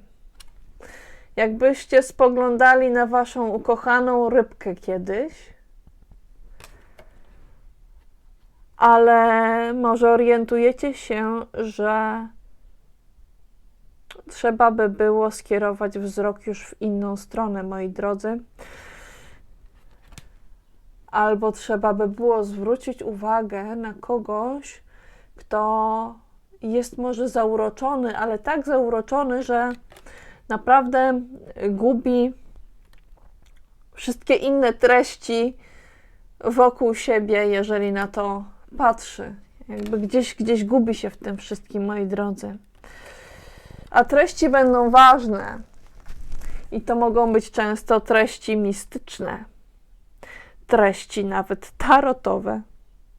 Treści takie, które chcielibyście przeczytać nawet w trakcie pracy, ale macie świadomość, że nie macie w danym momencie na to tyle czasu i mogłoby to być źle odebrane, w związku z czym odkładacie je sobie na później. Drogie skorpiony, jakie kluczowe emocje będą dla was wiosną? Moi drodzy, jak ktoś wychodzi z tego odpoczynku, to może wyjść i z pewnego osamotnienia, oddzielenia od innych. I to będą kluczowe emocje dla was wiosną. Można z tego wyjść. Nie mówię, że od razu i tak nagle, ale można. Czuję, że jeszcze jakieś emocje można by było wam tutaj wylosować jako ważne. Ale ważne niekoniecznie w waszych sercach niejako. To nie są koniecznie wasze emocje, ale mogą być. To będzie różnie. Będą ludzie sfrustrowani w waszym życiu. Będą tacy, którzy będą spoglądali na zegarek i właśnie mówili: ja też nie mam czasu. Ja nie mam czasu stać w tych korkach. ja chcę coś zrobić, ja chcę gdzieś dotrzeć, gdzieś dojechać, jak na tę górę w 10 buław, a coś mnie blokuje, ale blokować może to, że inni też chcą gdzieś dotrzeć i robi się korek, bo nagle, albo nie nagle, po prostu jesteście zainteresowani, albo ci, którzy czują się sfrustrowani, są zainteresowani tym samym kierunkiem i trzeba się przepychać. I to będzie ważne, moi drodzy. Ta próba przepychania się, ale przepychania się w pewnym chaosie, bo ci ludzie, widzę, że nie są zainteresowani tym samym kierunkiem tylko, ale oni dążą też troszeczkę w różnych kierunkach i drogi się w pewnym momencie przecinają i nachodzą na siebie. W każdym razie jest ruch, moi drodzy. Wiosna to znak barana na początku, potem bliźnięta, potem byk, a potem bliźnięta, ale wy możecie mieć poczucie, jakby ten ruch bliźniąt we wszystkich kierunkach, znaczy w różnych kierunkach, co chwilę tu, tam, siam, był dla was jeszcze ważniejszy i może on wam w jakimś sensie przeszkadzać.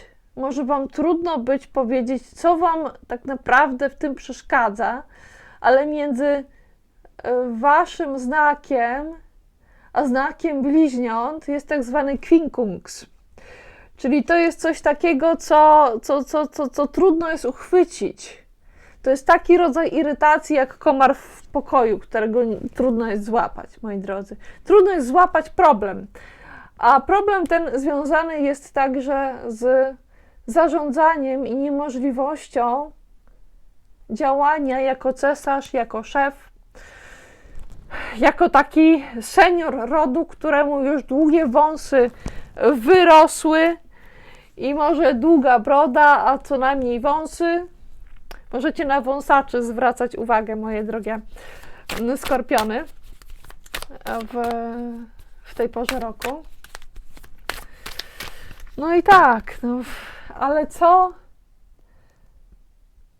pozytywnego was czeka? Moi drodzy, nie mogę wam tego do końca pokazać ze względu na pewne ograniczenia, ale uwierzcie mi, że tam są postacie, które są częściowo odsłonięte. 2 kobiety, tutaj zakryte przeze mnie, które były w takiej sytuacji, w której czegoś im brakowało. I możecie czekać na taki moment, w którym będziecie mogli wyjść z poczucia braku związanego z kobiecością, może z kobietami, tak? W zależności od waszej płci i waszych preferencji. I jeszcze jakaś drobna uwaga, moi drodzy, dla was. Drobna, szybka uwaga. Coś nowego przyjdzie. Coś nowego, co będziecie mieli w garści.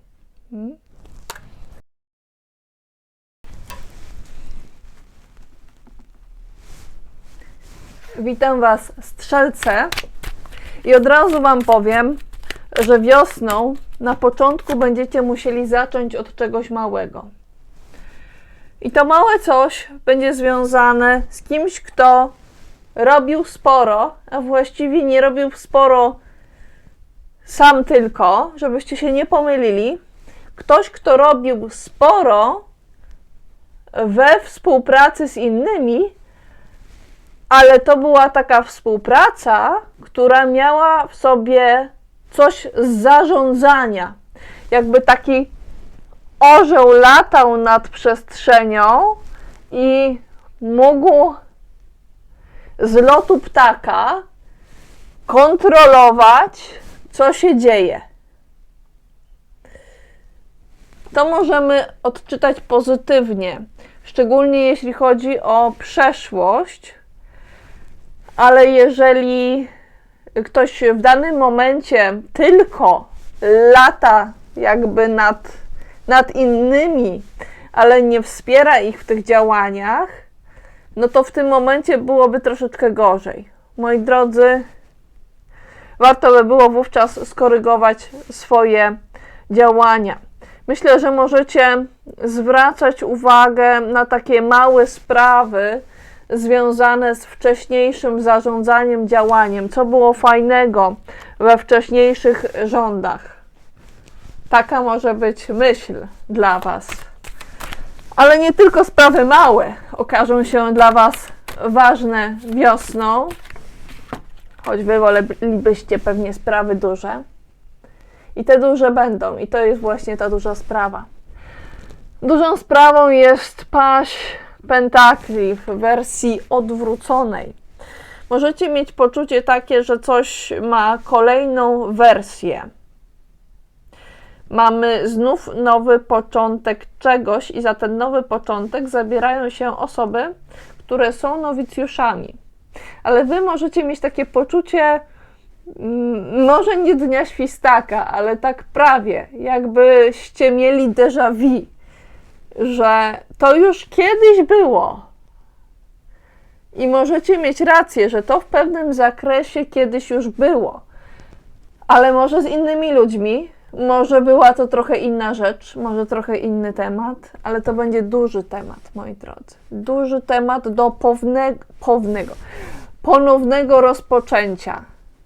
2 razy może trzeba o tym powiedzieć, może za pierwszym, czy może nawet i za drugim razem nie udało się wyrazić na tyle dobrze, żeby coś się mogło rozwinąć w czyichś młodych rękach. To może dotyczyć osób młodych, albo fizycznie, albo młodych stażem w czymś. Nie osób takich typowo starszych na wszystkich możliwych płaszczyznach. Więc jeżeli byście mieli tutaj kogoś, kto zjadł zęby na tym, co robił i już siedzi w czymś ze 20 lat, to nie o to tutaj chodzi. Tu chodzi o coś, co jest świeże. Świeży, nowy pomysł, moi drodzy. Ale to nie jest część struktury ważności w tej porze roku. Bo czuję, że powinniście zwrócić uwagę na pewien rozkład, na pewien układ. I co w tym układzie jest ważne poza tym? Moi drodzy, to jest najważniejsze i jest ponad wszystko. Chodzi, moi drodzy, o wspólne działanie i dążenie do mistrzostwa. Ktoś tutaj usiłuje stworzyć, zbudować, wyszlifować coś, co wydaje się delikatne, ale może być dużo trwalsze i dużo większe i dużo mocniejsze, niż się początkowo wydaje. Moi drodzy, wyraźnie ktoś tutaj nad czymś pracuje, moi drodzy, jakby ta mała dziewczynka pracowała nad kwiatkiem, ale to jest taki kwiatek. Także, moi drodzy, to jest gruby temat. I ta mała dziewczynka jakby schodzi do wielkości innych, tych ptaków, które ją otaczają. To mogą być pomocne informacje, które do niej przylatują. I ona jakby schodzi do poziomu tego przekazu, żeby ten przekaz ją wspierał, moi drodzy. To opiera się na 2 elementach. I na 2 elementach, które gdzieś już były. Moi drodzy, kilka planet będzie w retrogradacji wiosną. Będzie Merkury, będzie Wenus. No i to może być Merkury i Wenus w pewnym sensie, moi drodzy. Powrót do tego, na co spoglądaliśmy znów z góry, jakby z dachu. Ktoś chciał mieć w rękach cały świat i wraca do tej koncepcji. Może chciał ktoś dotrzeć na drugi koniec świata i ze swojej pozycji, ze swojego szczytu, ze swojego dachu z tego miejsca, gdzie mógł się wspiąć najwyżej, patrzy, wygląda po raz kolejny tego, czego nie może dostrzec swoimi 2 oczkami. Patrzy gdzieś, gdzie trudno nam dostrzec spojrzenie. Moi drodzy, ktoś ma na uwadze cały świat, jakby trzyma ten świat swobodnie.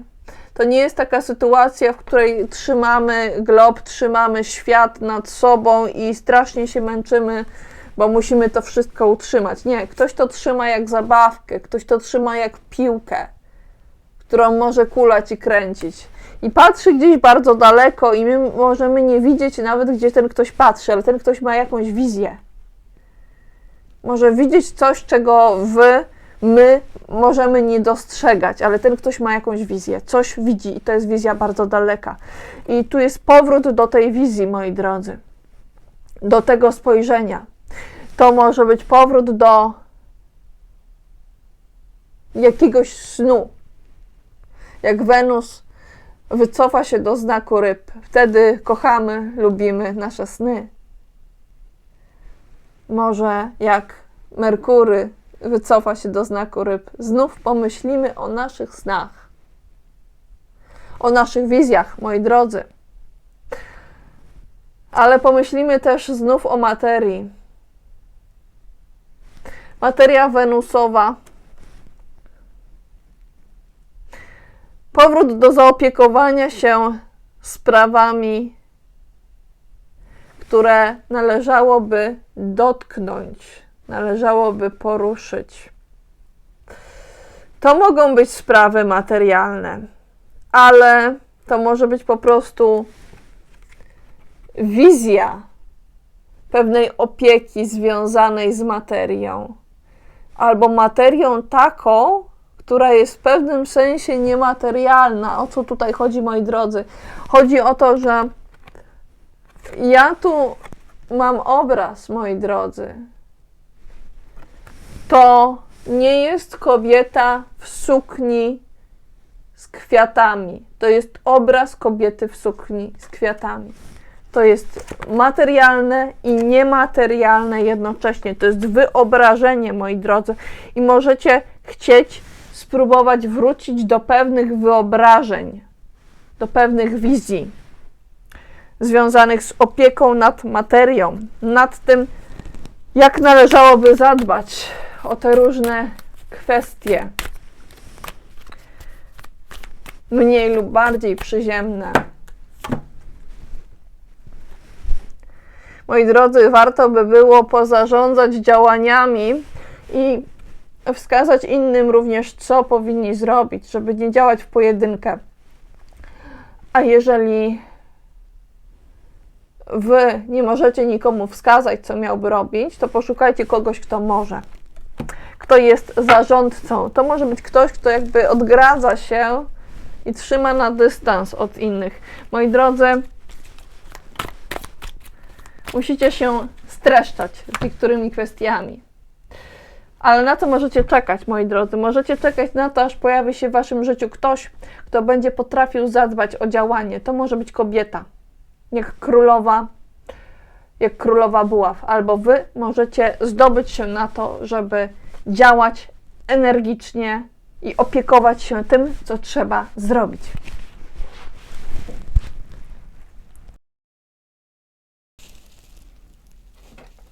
Witam Was, koziorożce, w czytaniu dla Was. Moi drodzy, chcecie od razu przejść do rzeczy, bez specjalnych, nadmiernych wstępów i chcecie wiedzieć, czy ktoś na Was patrzy, czy nie. Czy ktoś na Was patrzy tak, jak Wy patrzycie, czy patrzyliście na kogoś. Chodzi o spojrzenie uczuciowe.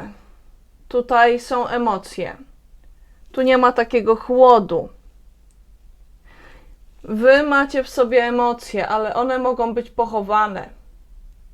One mogą być trudniejsze do zobaczenia. Jakbyście byli tą rybką, schowaną w filiżance i jeżeli ktoś do Was głęboko nie zajrzy, to się nie zorientuje, że Wy tam jesteście i pływacie w uczuciach. One tam są. Możecie być też kimś takim, kto spoglądał na kogoś z góry, jak na kogoś mniejszego, ale z uczuciem. Moi drodzy, to jest podstawa. Nie. To nie jest podstawa, moi drodzy. To jest coś, co jest ponad wszystko. A podstawą są te oto karty. Moi drodzy, podstawą jest trójka pentakli i czwórka kielichów. Wiosną w Waszym życiu ktoś roztacza parasol ochronny i nie zaznacza siebie w momencie, kiedy to robi. Może być z tego powodu wręcz niezauważony. I mieć do czynienia z taką osobą, która siedzi z założonymi rękami i ma poczucie, że czegoś jej brakuje, ale nie zauważa, że właśnie ktoś ją z tyłu chroni. Wy możecie być tą osobą, która chroni nie wprost. I robi to z uczucia. To są kielichy. A osoba chroniona ma poczucie, w którym zamyka się w sobie i nie chce patrzeć na rzeczywistość. I wiecie co? Coś tutaj się miesza, moi drodzy. Mieszają się dwa elementy trochę. Jakby nie zawsze było wiadomo, o czym mówimy. I one jakby zachodzą na siebie, albo czasem jest jeden w jednym miejscu, a powinien być w drugim. Tak się to coś przestawia w tym wszystkim. Moi drodzy, ale trzeba to podkreślić, że ktoś nie chce spoglądać na świat i może nie dostrzegać tego, co dostaje, tej ochrony emocjonalnej, moi drodzy. Z jakiegoś powodu nie może tego zobaczyć. Ale jeżeli wejdzie gdzieś w głąb siebie i spróbuje poszukać czegoś za sobą i otworzy oczy, to wtedy jest w stanie to zobaczyć. Jest w stanie zobaczyć, że tu jest parasol, a tutaj pada deszcz i że ta osoba tak nie moknie, jakby mokła, gdyby ten parasol zabrać. Jest w stanie to dostrzec ta osoba i czuje, że można na to liczyć, że to się zmieni. Zmieni się to spojrzenie, czy raczej brak spojrzenia, ale raczej w drugiej połowie wiosny, a często i tak bliżej końca, powiedziałabym. Ale co nam się miesza? Trójka pentakli. Ktoś tutaj wyraźnie nad czymś pracuje. Pracuje, jakby był małą dziewczynką, która zatopiła się w swojej pasji, czy małym chłopcem, ale jest w tym jakiś taki element połączenia dwóch elementów takich związanych z różnymi płciami. Takie mam poczucie, że zobaczcie, tu mamy taką małą dziewczynkę i ona niby buduje kwiatek, ale ona buduje, czyli robi coś koziorożcowego. Jednocześnie robi coś takiego panniastego, szlifuje. Chociaż może nie widać tutaj tego, jak ona szlifuje, ale ona szlifuje. Tu jest praca nad czymś, co ma być piękne i trwałe. I to jest podstawa. I to jest podstawa wiosną dla Was. I może Wam się trudno o tym mówi, albo ktoś powie Wam to z pewnym wahaniem, czy wątpliwością, czy po chwili, ale to jest podstawa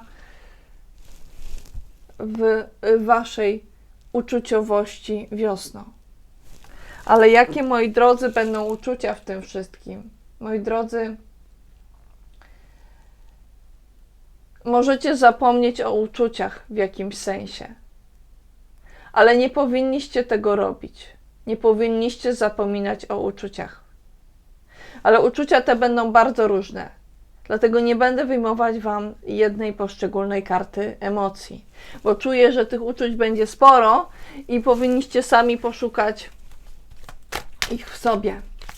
Czy one są gdzieś zablokowane, moi drodzy? Nie chcą zostać dostrzeżone. Moi drodzy, coś tutaj wyskakuje, co powinniście jeszcze wiedzieć, co powinno do Was przyjść. Wiosną przyjdzie do Was albo zobaczycie cesarzową. Cesarzowa to jest kobieta, która może być żoną cesarza. Ale to jest bardzo silna kobieta. To nie jest taka kobieta, której można po prostu łatwo powiedzieć, co ma robić. To jest kobieta, która uważa, że ona jest w stanie zaopiekować się tym wszystkim, co ma u swoich stóp i jest w stanie wpływać na rzeczywistość. Jest w stanie pociągać za sznurki, ale robi to bardzo łagodnie i spokojnie, moi drodzy.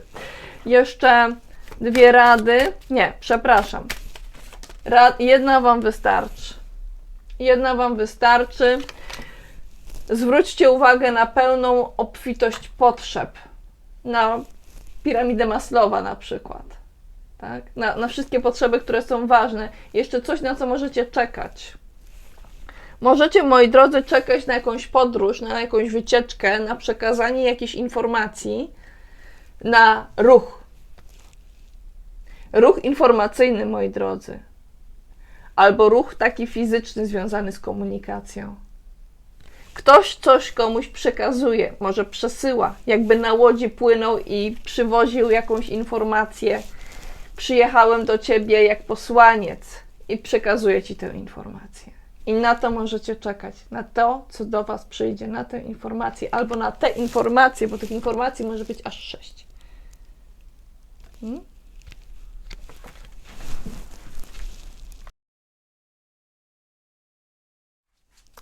Wodniki, nietypowo dla Was zaczniecie wiosnę od emocji. Jakie to będą emocje? Zawstydzony. Ale to nie będą wszystkie emocje, które gdzieś tam będą wyskakiwały i będą dla Was istotne wiosną.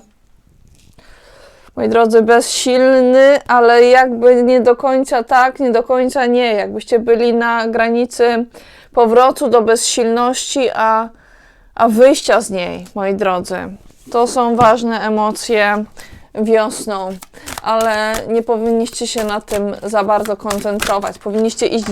Powinniście iść dalej do tego, co aż pragnie wyskoczyć i pokazać się w tempie. Moi drodzy, trójka buław odwrócona. Ktoś tu wraca do swoich poprzednich planów i może być tak, że spogląda wręcz na to, jak bardzo włosy urosły. I możecie chcieć wręcz prawie przekląć przy tym, pomyśleć sobie, czemu ten czas tak szybko leci, czemu muszę się tak spieszyć. A one po prostu rosną. Niektóre rzeczy dzieją się naturalnie. Tyle czasu upłynęło, moi drodzy. I musicie do czegoś wrócić, musicie znowu na coś spojrzeć, musicie wrócić do działań, o których myśleliście, podjąć je znowu. Może być to bardzo dobry pomysł, moi drodzy, ale powinniście podejść do tego, zwracając uwagę na sprawiedliwość, na to, co jest ponad wszystkim, na to, co stoi jakby nad budynkami, nad ludźmi, nad zabudowaniami, nad grupami mieszkańców, nad grupami pojedynczych ludzi, zgrupowanych, gdzie są jednostki i jak one się łączą, każda w swoim mieszkaniu. Każdy człowiek, każda para, każda rodzina i wszyscy w jednym budynku, wszyscy są w jednym mieście, w jednej przestrzeni. Moi drodzy, spójrzcie na to sprawiedliwie, starajcie się patrzeć na to sprawiedliwie, bo sprawiedliwość jest tutaj i ona jakby goni, próbuje być szybka, ale to może sprawiać, że nie wszystko wychodzi tak, jakbyście chcieli. Jeżeli wszystko będzie zbyt szybko, coś może pójść po drodze nie tak. I zdarza się, że częściowo pojawia się niesprawiedliwość, bo ta sprawiedliwość nie jest w pełni prosta. To nie jest takie proste, moi drodzy. Jeżeli byście chcieli posłuchać jakiejś rady na wiosnę, to jest 4 mieczy. Warto, żebyście pochylili się nad tym, co gdzieś tam skończyło się, co ma w jakimś sensie nagrobek w waszym życiu, czy pomnik, coś, co nie jest już aktualne. Zatrzymajcie się w którymś miejscu, w takim miejscu, w którym już byliście, w którym zdarzyło się coś ważnego. Może tam jest schowane, pochowane coś ważnego lub ktoś ważny, ważna myśl, ważna osoba, ważna jednostka. Jak tam będziecie, możecie zobaczyć, że ktoś chciał wam przekazać, moi drodzy. Jakąś informację, do której trzeba wrócić. Może potrzebny jest powrót do jakiegoś rodzaju podróży. Może trzeba przyjechać gdzieś jeszcze, gdzieś, gdzie byliście kiedyś, gdzie byliście parę razy, ale już was tam nie ma. Trzeba by było może wyciągnąć kotwicę, odkotwiczyć się i wracać z powrotem. Gdzieś trzeba wracać, moi drodzy. Na co możecie czekać? Czego możecie wyglądać wiosną? Moi drodzy, tego, że trzeba będzie wrócić do pewnej ułożonej struktury wartości. Coś, co może trzeba było gdzieś odłożyć na bok. Pełnej struktury poukładanych różnych rzeczy. Trzeba było to może gdzieś położyć, ale to czeka. To czeka, moi drodzy. Jeszcze jedna ważna informacja dla was. Możecie być magikami. Może być w waszym życiu ktoś, kto po prostu ma wszystko na stole, ma wszystkie swoje narzędzia na stole i może czarować wręcz używając tych wszystkich swoich narzędzi. To mogą być fizycznie narzędzia jak śrubokręt, ale to mogą być też narzędzia takie jak programy komputerowe, czy sprzęt elektroniczny, czy samochód, czy whatever. Różne mogą być możliwości. Moi drodzy, wy możecie próbować coś wyczarować wiosną i wam to się może udać, a wobec was, czy do was mogą się zwracać również osoby, które są trochę jak taki magik. Ktoś, kto jest przy stole i pokazuje, co może z tym zrobić, co może wyczarować w połączeniu siebie i tych narzędzi.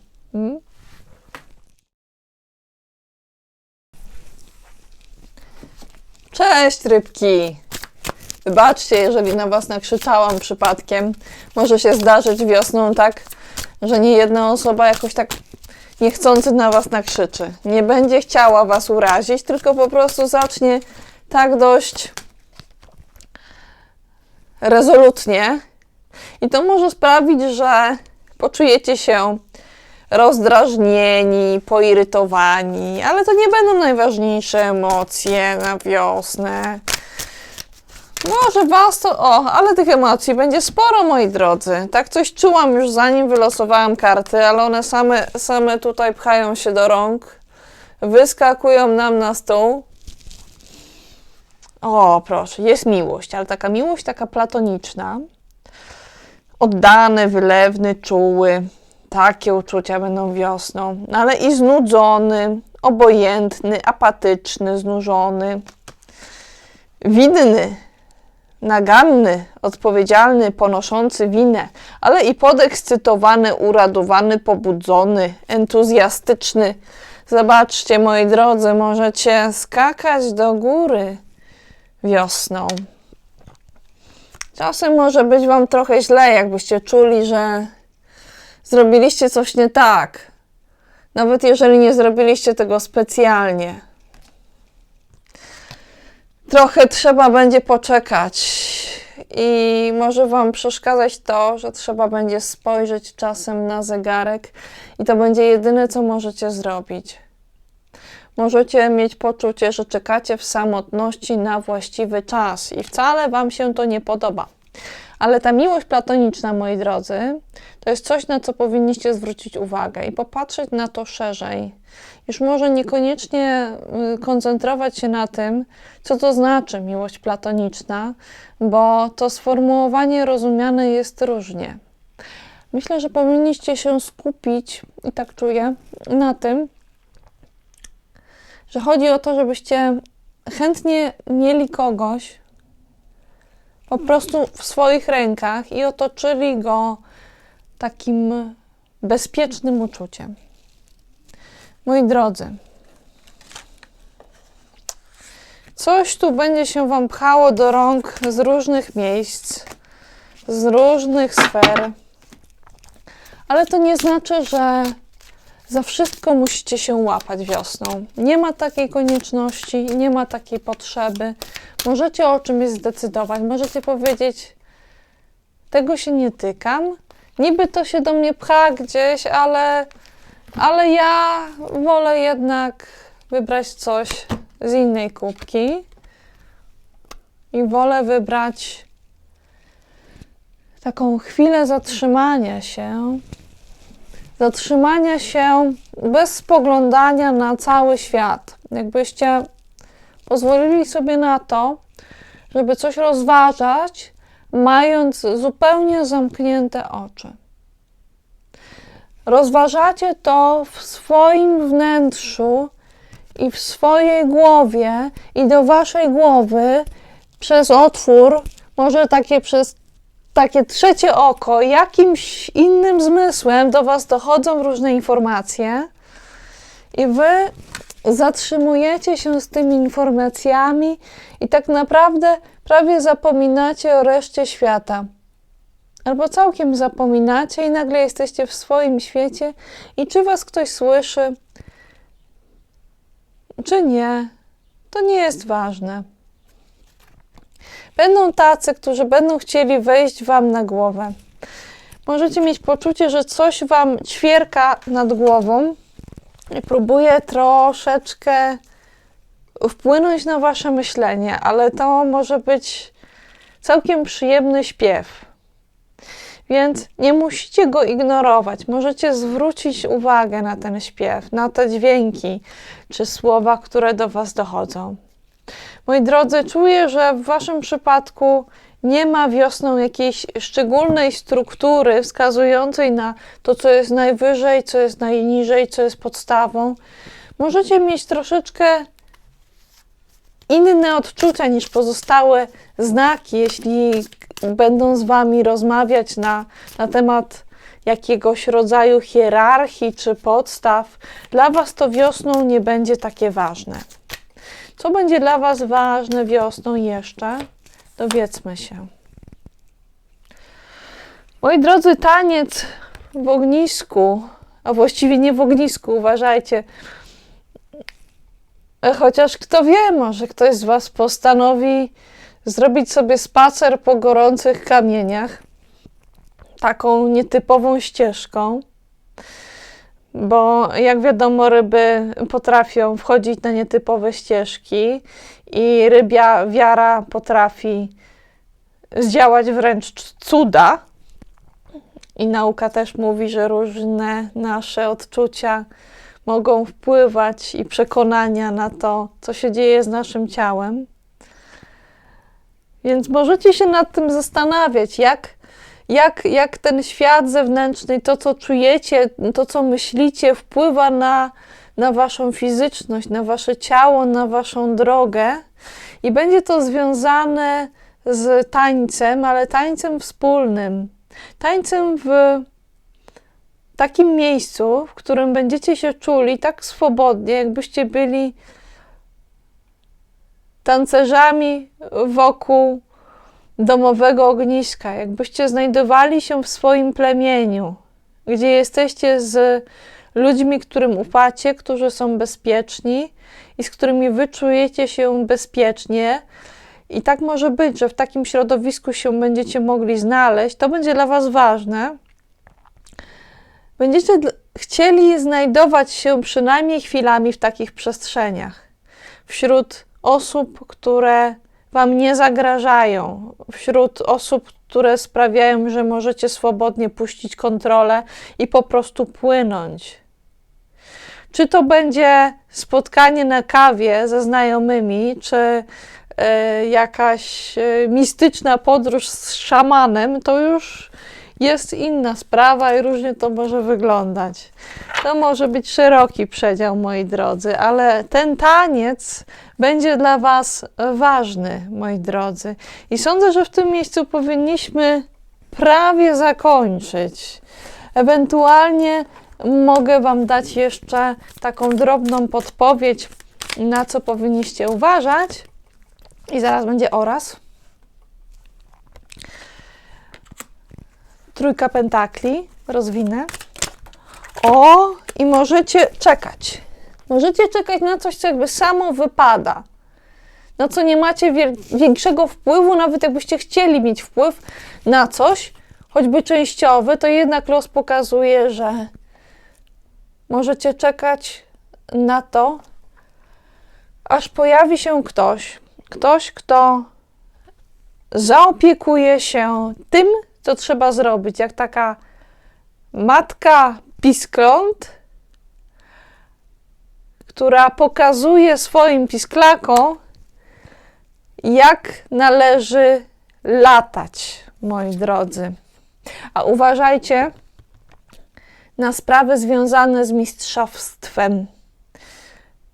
Czy nie ma gdzieś za dużego perfekcjonizmu, albo może ktoś troszeczkę bardziej powinien się postarać, moi drodzy. Ale to jednak jest jakieś takie najważniejsze.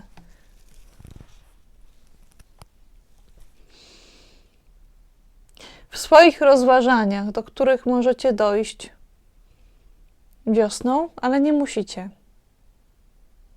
To może się udać trochę później, nie od razu. Dajcie sobie na to czas.